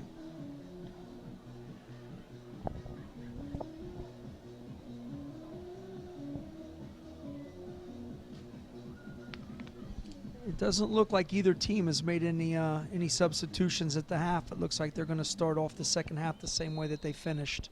Again, the only substitution so far that has been made, Chicago Vanessa DiBernardo came in for Shannon Box at about the 40th minute, and this was Shannon Box's debut here as a Chicago Red Star this season, coming off their maternity leave. They had expected her to come back maybe at the end of June, and she makes her appearance here July 9th.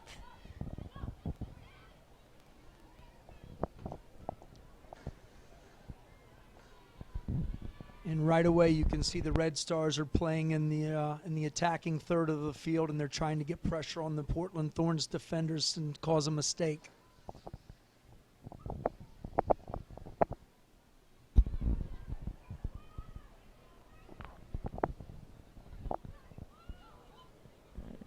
The cross pass there of Portland, and that's Bouquet. We've seen she's had a couple of nice strikes there at the top of the box there in the first half. Just could not settle that one and that opportunity for her. Yeah, that took a high bounce on Bouquet, and she wasn't very patient and let it come down, and she forced the issue a bit, and that's why it went wide of the goal.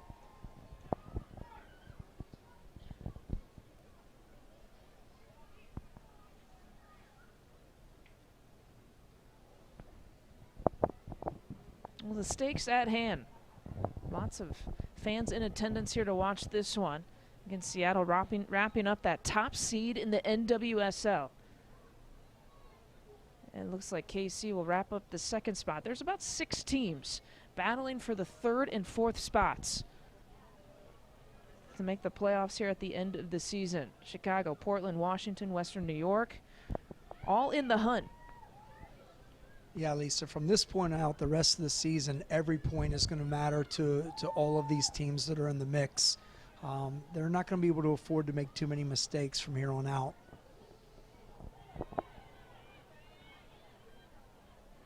With Chris King, I'm Lisa Byington here. The start of the second half between Portland and Chicago. The Thorns getting the lone goal on a penalty kick opportunity from Allie Long in the 27th minute. And that's the only scoring that's been done here tonight.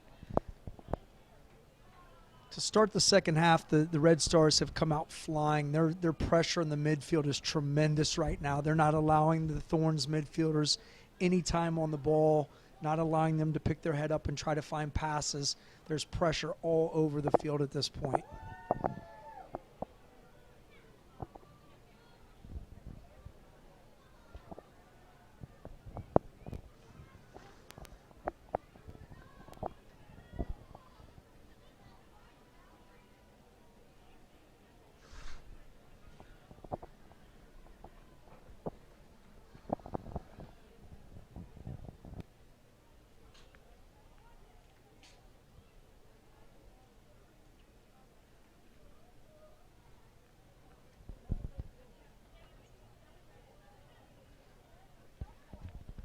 We'll see 2 of the best keepers here in this game here tonight. Again, Karina LeBlanc, a former Portland Thorn, won the championship in 2013.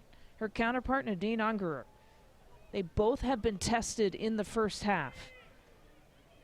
Of course, LeBlanc playing back in Portland for the first time back in July 4th, and Chicago Red Star goalkeeper coach Trey Manning said that she did get the dodgy keeper chant, but then when she walked out. But that was after she was applauded by the hometown fans. Yeah, Karina has a great personality, and as I said earlier, I'm sure she still has a lot of fans out in Portland.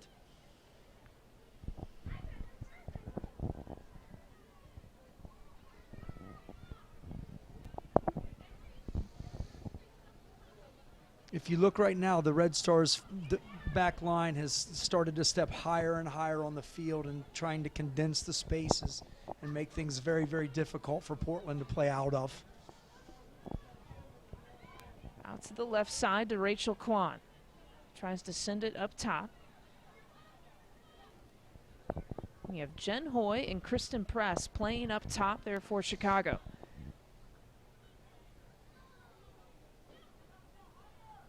Press had the 2 goals against Portland back on July 4th.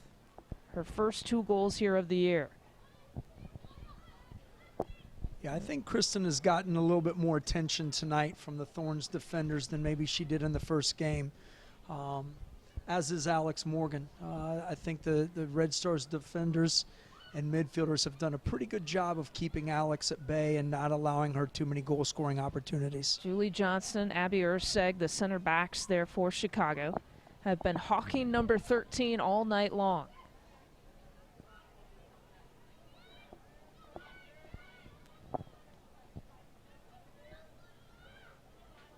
There's ERCEG battling against Tobin Heath. And Heath with a nice touch.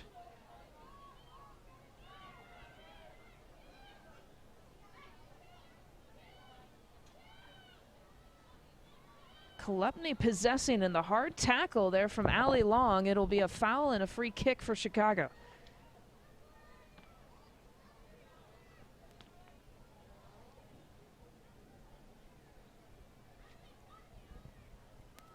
Looks like Vanessa DiBernardo is trying to push a little bit higher to get underneath of the forwards in order to be able to support them and combine with them. As it looks like Lori is pushing higher as well. And we talked about it at halftime.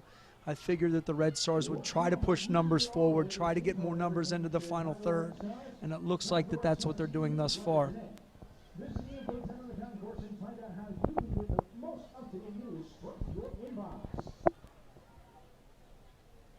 A flick on nicely. Here is Farley into the box, sends it left side, and it's wide. Yeah, that was a dangerous opportunity. An early ball got played in, and I believe that Alex Morgan dummied over the top of it, and Farley got a hold of it on the weak side, cut into her left foot, and just missed wide of the far post.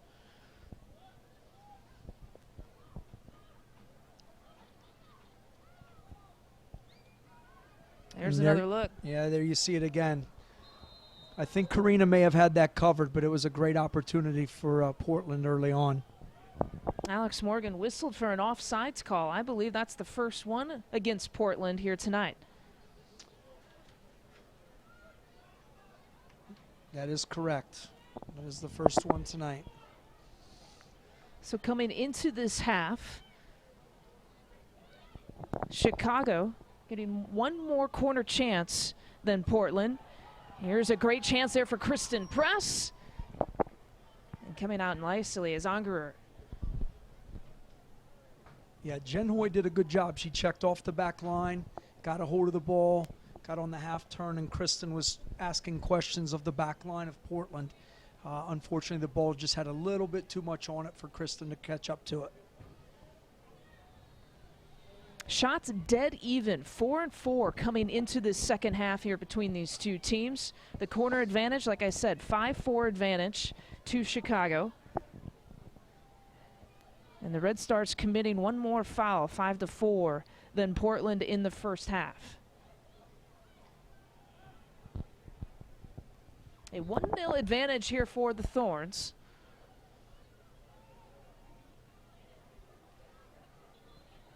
Tobin Heath there on the left side. It'll be Chicago ball.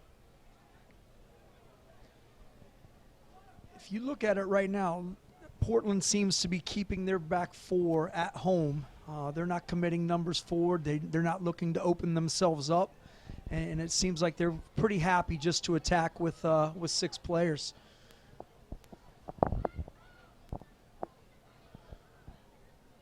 Nikki Marshall controlling, Jen Hoy pressuring.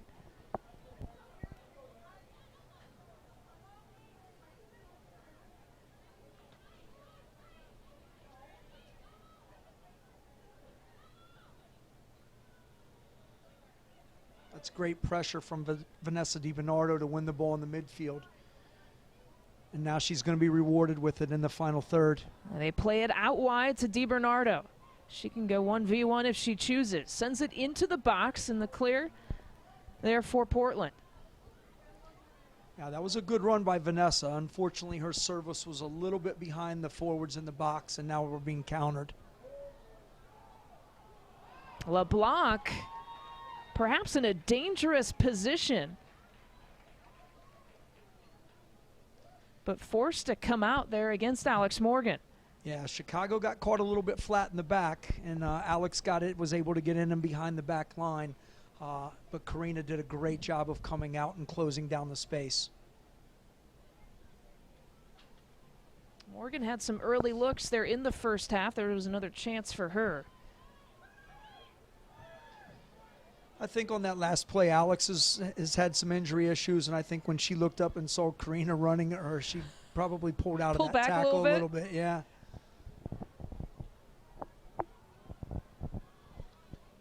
Some things are not worth risking. Absolutely.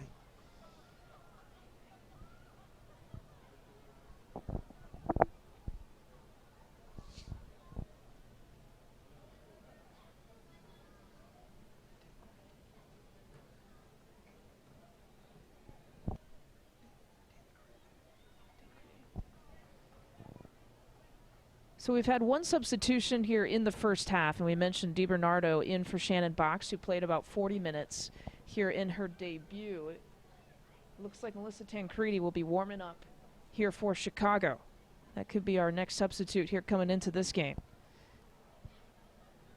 Yeah, Tancredi is a very experienced player, is capable of coming into the game and causing some problems and turning things on their head. So if she gets in, it looks like she could certainly have an impact in this game. And a nice takeaway.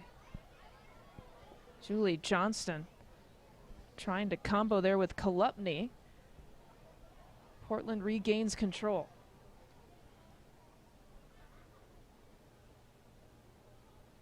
There you see Tancredi continuing to warm up here for Chicago. Yeah, Tancredi is a Canadian international, so she obviously has a wealth of experience. And again, I think that she's a physical presence, someone that Roy Dames and the coaching staff could put up front as a true target player and look to play in off of her. She's also someone that could maybe go in as an attacking or even a holding central midfielder to allow the team to get a hold of the ball a little bit more. Boquette doing a nice job to get out of trouble there with white and blue jerseys all around her. And Portland just happy and content to just possess here in the middle of the field.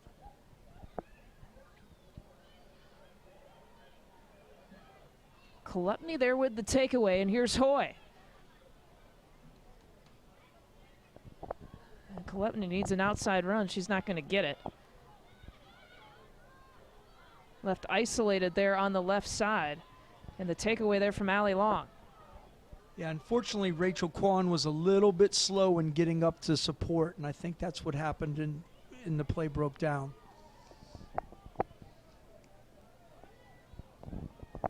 Here is Kwan, who has some space here to work with. Trying to combo with Kolupny. Seems to be a miscommunication there between Kolupny and Kwan on that side. Yeah, I'm not sure if Rachel was trying to play the ball back to Lori or if she was trying to play Jen Hoy into the seam, but either way, it didn't quite work out the way they expected.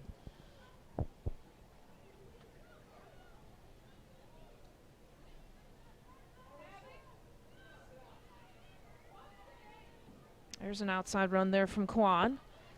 Plays it up top, and Kristen Press trying to run onto it. Yeah, Kristen Press and Jen Hoy are certainly going to have to ask questions of the back line, and they're probably going to get called off sides more times than not in this half. So Hoy will come off, and here is your substitution for Chicago. So it looks like the coaching staff will insert Tancredi into the midfield, and they're going to bump. Actually, no, she may be going up top now. It may just be a straight swap. It looks like she's going to go up top central as a target player. So it'll be Kristen Press and Tancredi up top here for Chicago. And Jen Hoy's day is now done.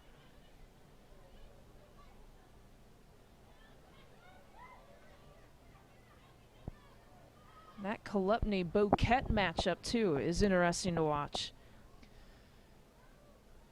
Yeah, it is. Both of those players have tremendous engines. They both work extremely hard, and they're both obviously very skillful players. So it has been a fun matchup to watch. There is Boquet with the one touch. Up and over the top, trying to play Alex Morgan on the right side. Morgan up against Abby ERCEG. ERCEG so tough on the tackle, and she's going to get whistled for the foul. Yeah, I'm not sure why Abby went into the tackle like that. She had Alex facing away from the goal. She was on the sideline. She wasn't going anywhere, and that challenge was a bit rash and a deserved free kick. So it's going to be important that they defend this, and they defend it well. Got to be careful here. This is almost like a corner look here for Portland. Again, Portland scored both its goals on July 4th against Chicago on corner chances. And you have Boquet and Heath there for Portland. It'll be Boquet here with the service, the bending ball to the outside, and the clear from Chicago. Yeah, Julie Johnson did a great job of getting a hold of that ball and heading it out. Now a little bit sense of urgency here for the Thorns.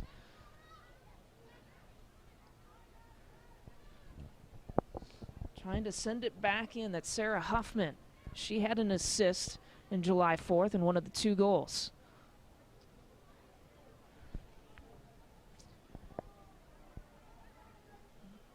Huffman actually had her first career goal against Chicago just 6 days ago. This is the second of 3 meetings here between these two teams.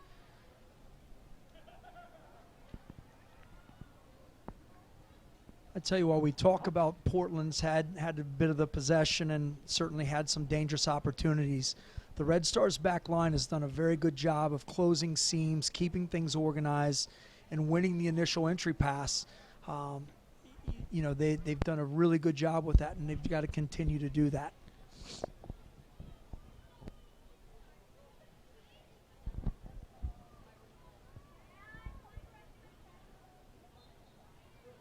Well, shots have been dead even, as we had talked about after the first half, but the better looks again here to start this second half have come here for Portland. In fact, we have barely seen Chicago in its attacking third.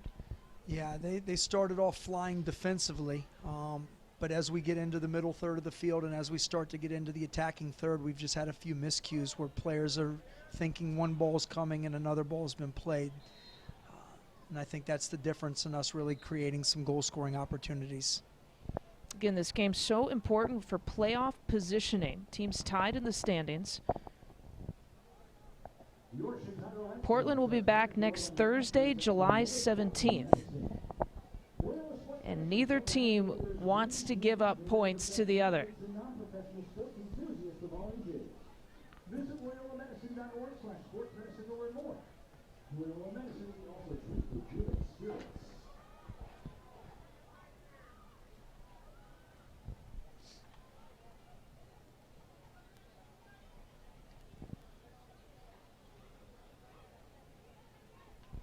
Here is Boquet So talented on the ball.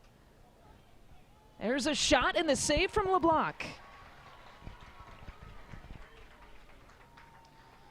Yeah, our midfield is starting to get a little bit stretched, and they're starting to find some seams into their target players early.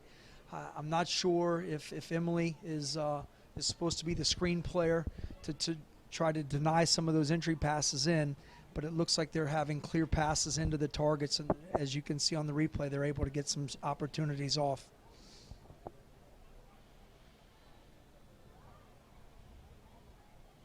We approach the 65th minute here between these two teams. The lone goal scored. Allie Long, a PK opportunity in the 27th minute.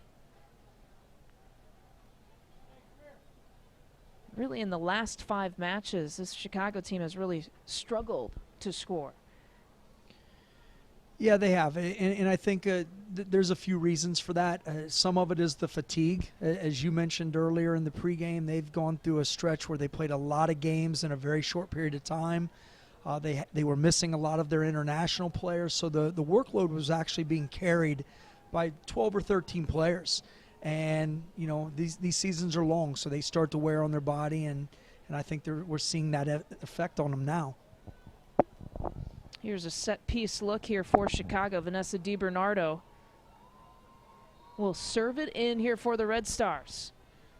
In the 65th minute, a low-sailing ball that is easily cleared out. Head out by Portland. Kwan tries to send it back in. Yeah, Vanessa's services are usually much, much better than that. She didn't hit that very well, and now we're in a counterattack situation. That is not who you want to have it if you're the Red Stars. Here's Alex Morgan trying to lay it down nicely. There's the late offsides call against Portland. Yeah, Kwan and Van Egmond did a great job of recovering back, and just before they played the ball, they did a great job of stepping and catching them off sides. Sinclair was running about 3 yards in behind. And that's something the back line can't afford to get wrong, because if you get that wrong, she's in 1-versus-1 with the goalkeeper.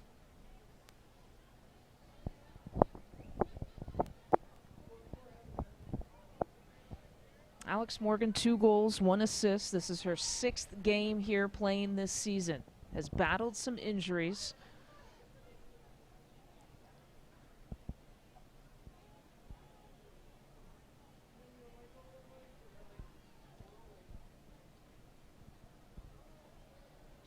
That was a great interception by Taryn Hemmings, but unfortunately her touch was a little bit heavy and she couldn't get caught back up to it. So far this game, we've seen 2 substitutions here for Chicago, none here for Portland.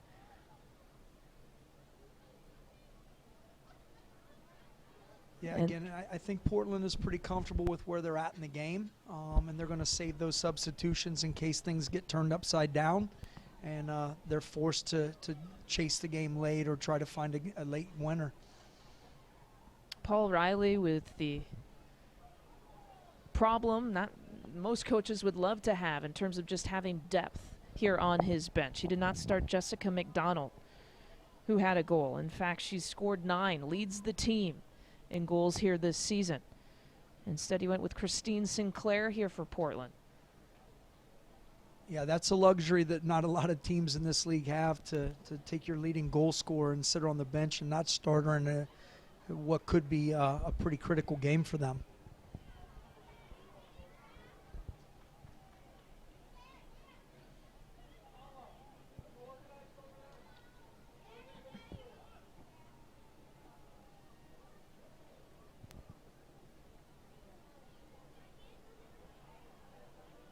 And a goal kick here coming up for Portland. Part of the continuing IWSL Champion Series, the Chicago Red Stars wish to congratulate the Arlington Aces U11 girls.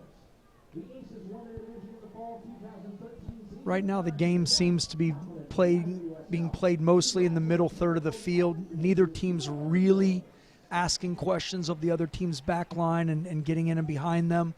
I think is probably within the next 5 or 10 minutes, you should expect some tactical changes from both teams, because I think the Red Stars are going to start forcing the issue a bit, and you're going to see the Portland Thorns have to probably go into a little bit more of a defensive mode to try to counter what the Red Stars are doing. Lisa Beinson alongside Chris King, the head coach of the Chicago Red Stars reserves team.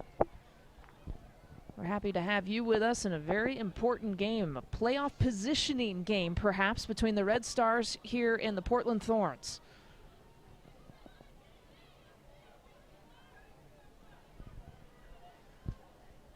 Van Egmond battling out to Quan.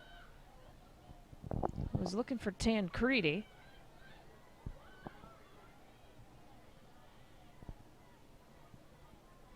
Yeah, I think right now the Red Stars' speed of play needs to pick up just a little bit through the middle third of the field if they're going to penetrate through the midfield and get into the Thorns' defensive third.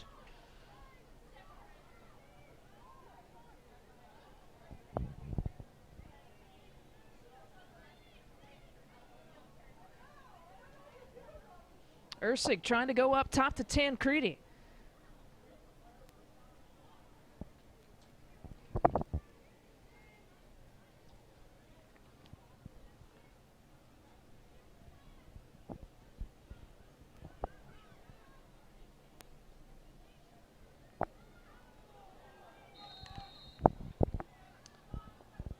And Alex Morgan able to draw the foul there on the Chicago defense.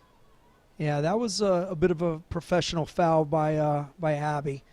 They played a ball in and behind, and it looked like Alex may be able to break behind her, and she simply put up her arm and obstructed her and made sure that Alex didn't get in and behind on a breakaway. It was certainly a smart play by her. And Alex started to show a little bit of frustration with the forearm to the chest.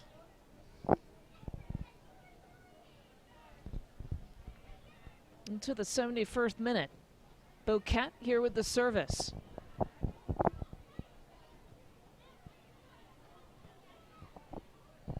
Stephanie Catley will run onto it. Up against Vanessa DiBernardo.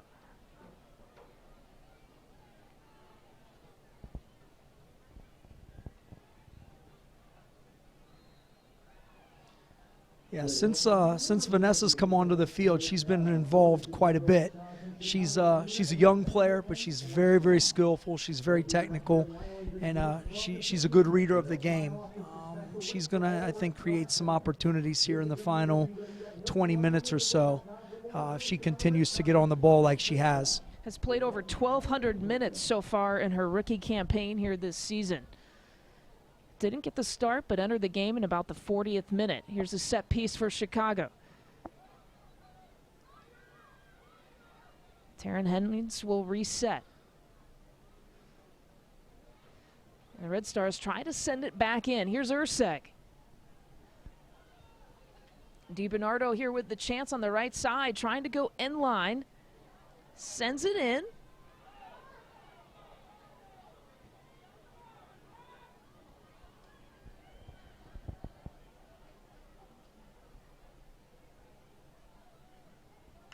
That was a good early ball in by Vanessa, and there were some appeals from the Red Stars bench for a penalty kick in the box. And to be honest, I don't know that I could argue with that given the penalty kick that was given in the first half.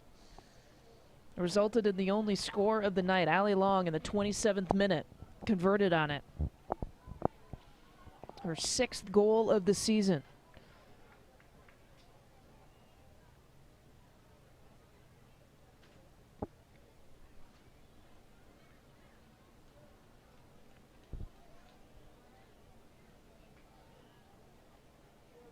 Portland certainly taking its time here in the second half. Lisa, it looks like Zakiya Bywater's maybe warming up for the Red Stars. Z's a player that has a ton of pace, can strike a ball very well with either foot, and that's a player that they may be looking to insert into the game late to try to get in and behind Portland and find the equalizer. Who do you think she would come in for? You know, that's tough. I have a tough time thinking that they would take press off. Maybe someone like back? Yeah, maybe drop Tank back into the midfield. They may pull Alyssa Motz off. Alyssa started the game and has played a lot of minutes this year. but Zakiya Bywaters is certainly a game-changing type of player and someone that can open things up. So it'll be interesting to see how quickly they make that change. Here's Abby ERCEG with the service and the punch out once again there from Ungerer.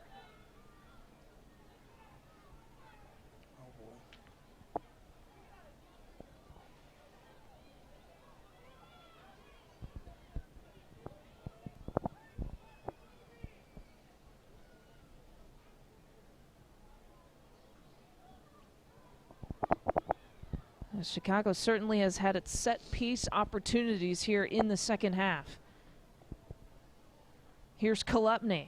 The one touch goes down to the turf and stays down. Here's Boquette. She has Alex Morgan. Turns against Quan. Boquette again. Trying to beat Van Egmond. She turns again. She has Morgan on the right side. This is Morgan. Up against Rachel Quan. The shot dribbled harmlessly to LeBlanc. Chicago did a great job there. With Quan found herself in a 1v1 situation with Alex Morgan, and Alyssa Motz did a great job of working back and making it a 2v1 and forcing Alex into a bad ball.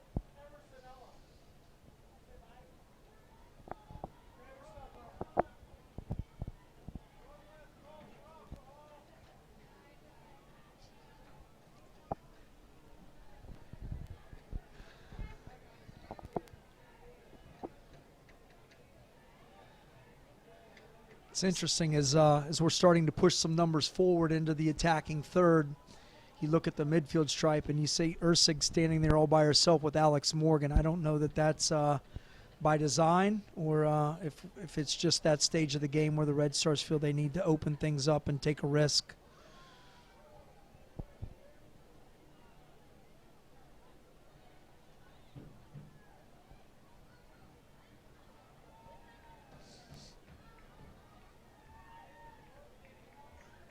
Again, the nice combination there from Chicago. Here's a look for Motz.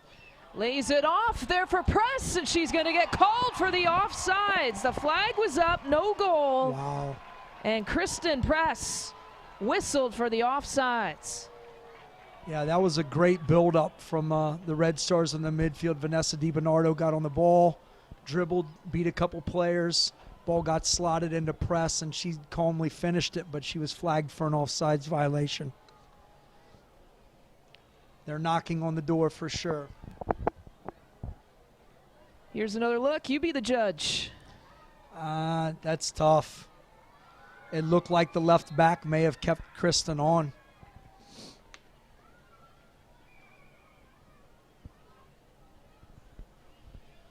Kristen Press had both goals, including the important equalizer in about a 6-minute span on July 4th against Portland. She nearly had the equalizer again here tonight.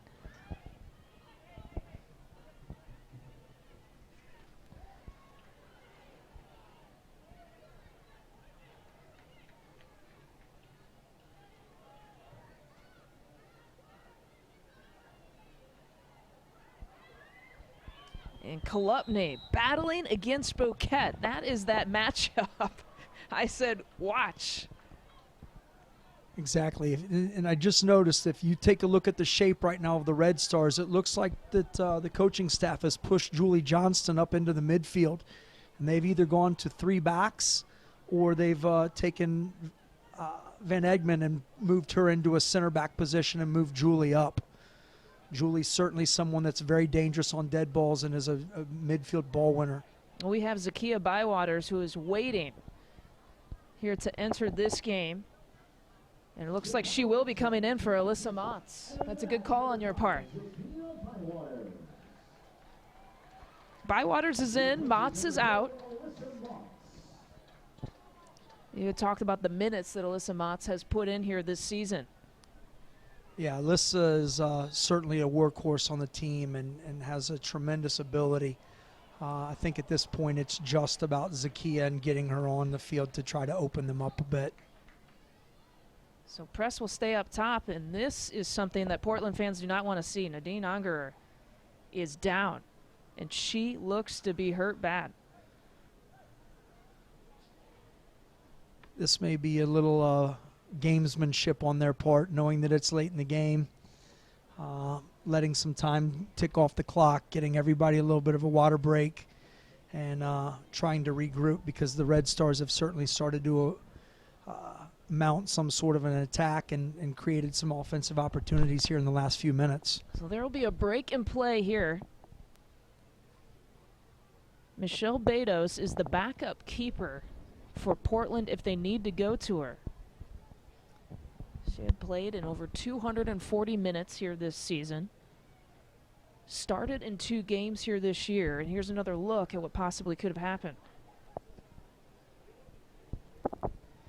Yeah, she may have just hyperextended it. It didn't look like there was any contact. It looked like when she landed, she just landed a bit awkwardly. Maybe stretched her hamstring or the back of her knee out a bit. Looks like she's going to stay in the game. Nadine Ungerer, the World Player of the Year, signed after the 2013 season, and really was the reason why Karina LeBlanc was sent to Chicago after that championship year.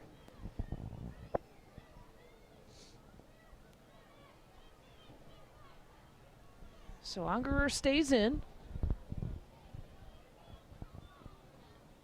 After a little bit of injury time ticks away.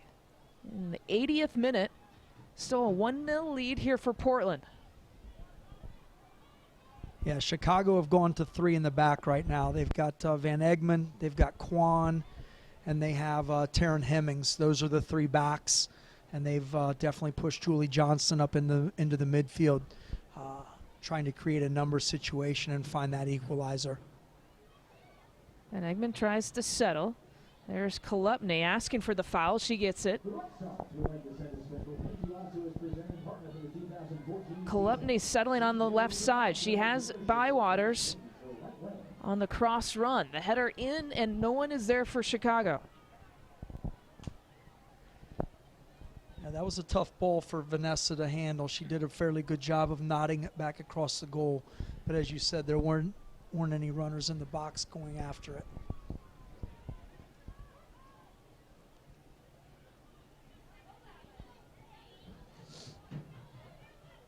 Kolupny sending it up to CHRISTEN Press. And Press, with a little bit of space, will take the strike.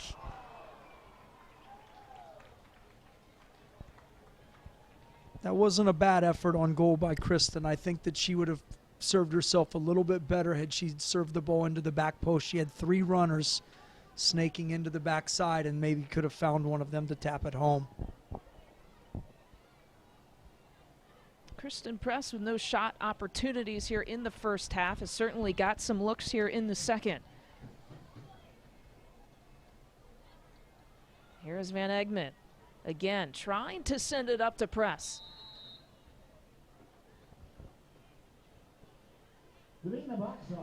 And a foul call. And Portland will get a free kick. Don't forget to purchase tickets to the Seattle Rain match on Saturday, July 12th. Your tickets for CHRISTEN Press looked to have the equalizer. It was called off because of an offsides call. Ask the folks in the box office for more details.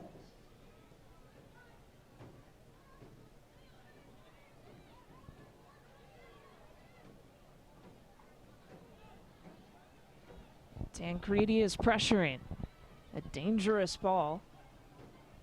Played out to the left side there to Portland.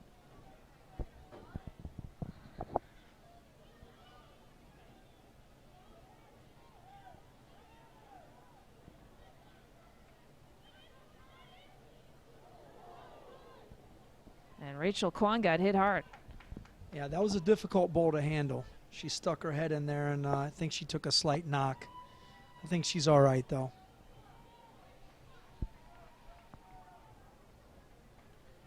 Rachel Kwan making her 14th start here this season. Here's another look. Yeah. Looks like there may have been a little bit of contact there, but as I said before, I don't think it's anything too serious. Portland Thorns substitution. Entering match number 15, Jessica McDonald. Jessa McDonald, we have called her name. And she will sub out Alex Morgan. So McDonald in up top here for Portland, and Morgan is now done. Yeah, that's understandable. I think, Alex putting in nearly 84 minutes. It's late in the game. Insert some fresh legs, especially now that Chicago has gone to a 3-back system. They're probably going to look to get McDonald in and behind and stretch them a little bit and make them work for the last 7 or 8 minutes of the game.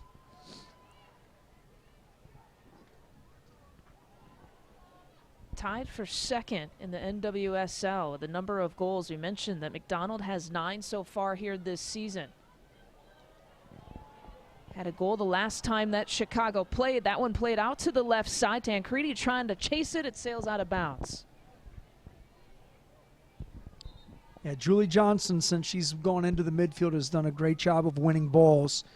She won the ball, gave it to Choops, and unfortunately, Lori Klupny played it just a little bit too long, and Tank couldn't get caught up to it. So it's going to be a throw-in deep in the Portland Thorns territory. Portland Thorns a substitution. We have another substitution here coming up for Portland. It looks like Bouquet will come out, and Amber Brooks will enter the game here for Portland. So we talked about how the Thorns have made no substitutions, and a handball call against the Thorns. That was a good call. The ball got played in, took a deflection off of a foot straight into a defender's hand, clearly in the box. Definitely the right call by the defender. And so Emily Van Egmond will do the duties here and get a PK chance here for Chicago, a chance to equalize it here late in this game. Van Egmond, right side, no problem. It's all knotted up at 1. That's a very well-struck penalty by Van Egmond. For as young as she is, 19 years old, to step up in the 85th minute of a game that has this type of implications. And she was very, very calm, very well taken.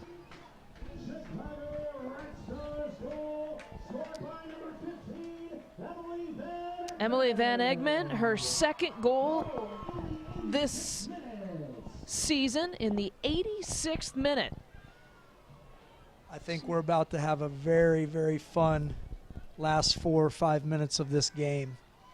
Both these teams are desperate. Both of these teams playing for positioning. And how about Bywaters?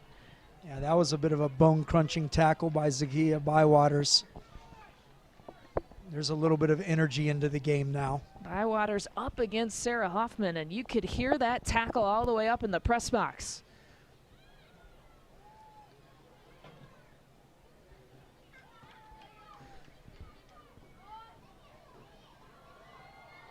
So you give me a PK, I'll give you a PK. Both of these goals scored on penalty kicks. In the 27th minute, it was Allie Long. In the 86th minute, how about Van Egmond? And it's a 1-1 draw so far here between these two teams.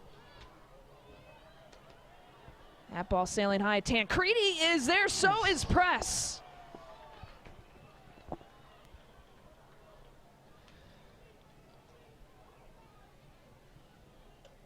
You know, that penalty kick was a direct result of the pressure that Chicago has been putting on Portland since they've bumped shapes and started putting more and more numbers forward.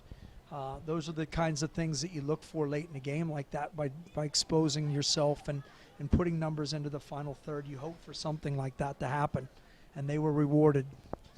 We had the extended stoppage of time for Nadine Angerer injury, and Rachel Kwan goes down hard.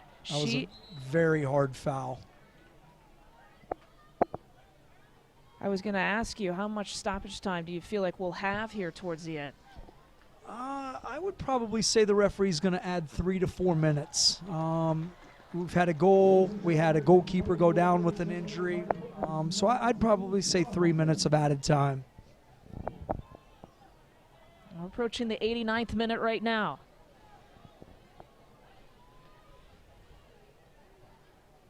Kwan still looks like she's feeling the effects of that hit. Well, she's gotten hit hard. twice, really within the last 10 minutes of play. Abby ERCEG, the floater up to the top of the box. And Zakia Bywater's tracking back. That's the pace you were talking about. Yeah, I think both teams now need to make sure that they're not opening themselves up and exposing themselves to a game-winning goal. Well, I think both of them want 3 points. The outside touch to the CHRISTEN press. This is where she can be dangerous. Up or left corner, right corner. That's a great effort by CHRISTEN press. That looks good from here.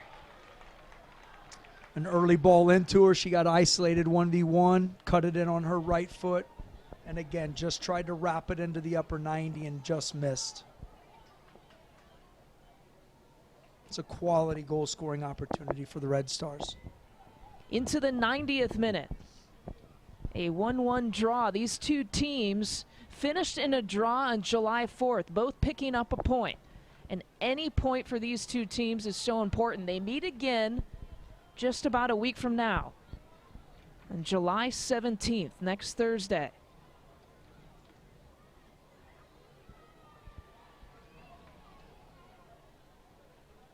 Each team would like to get the 3 points to make the other team chase them in the standings.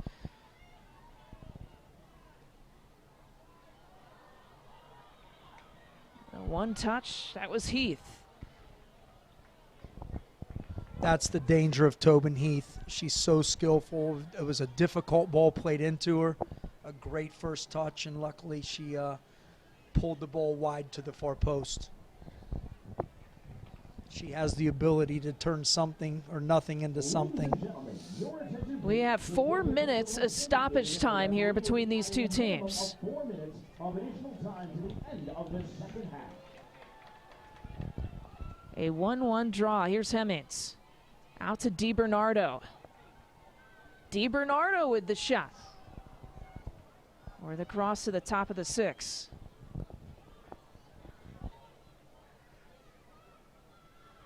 You said we'd see some action. We have seen some action. Yes, we have. As you stated before, both teams would very much like to have 3 points tonight. But at some point, both teams are going to have to decide that 1 point is going to be okay and not open themselves up.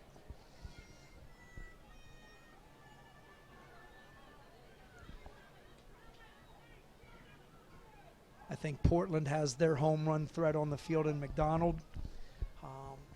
The Red Stars obviously have press, and they have Zakia Bywaters that is capable of getting in and behind. So both teams have the ability with 1 ball in and behind to win the game. McDonald trying to possess, trying to turn. And a dangerous set piece here coming up for Portland.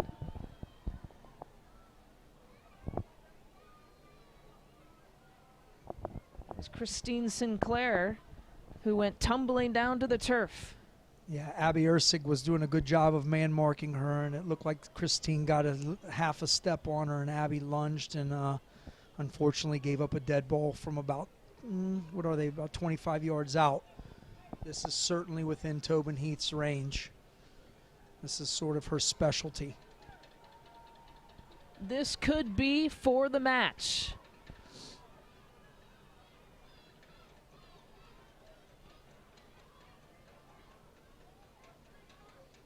It's important that both teams are following this shot at this point.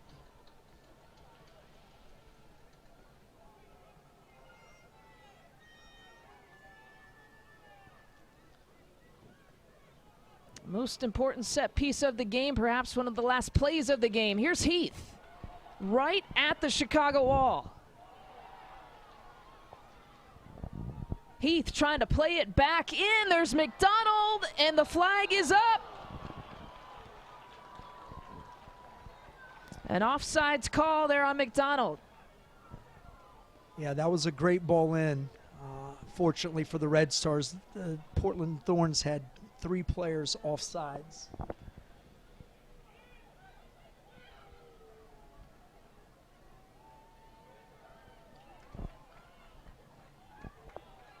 Maybe one last opportunity here for Chicago. Here's Kolupny at speed. She's got support on the left side and right behind press. Yeah, Lori did a really good job of running at the back line, and unfortunately she and CHRISTEN didn't communicate, and Lori thought she was pulling off of her run, and CHRISTEN thought Lori was going to play it in and behind, so they got that wrong.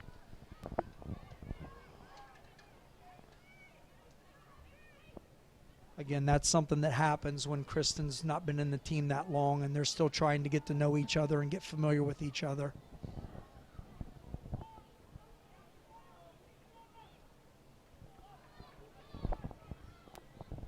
Into stoppage time here between these two teams. We are closing in the final seconds.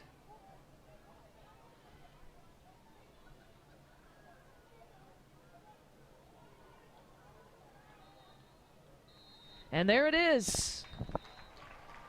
2 games between these two teams and 2 draws here between these two teams.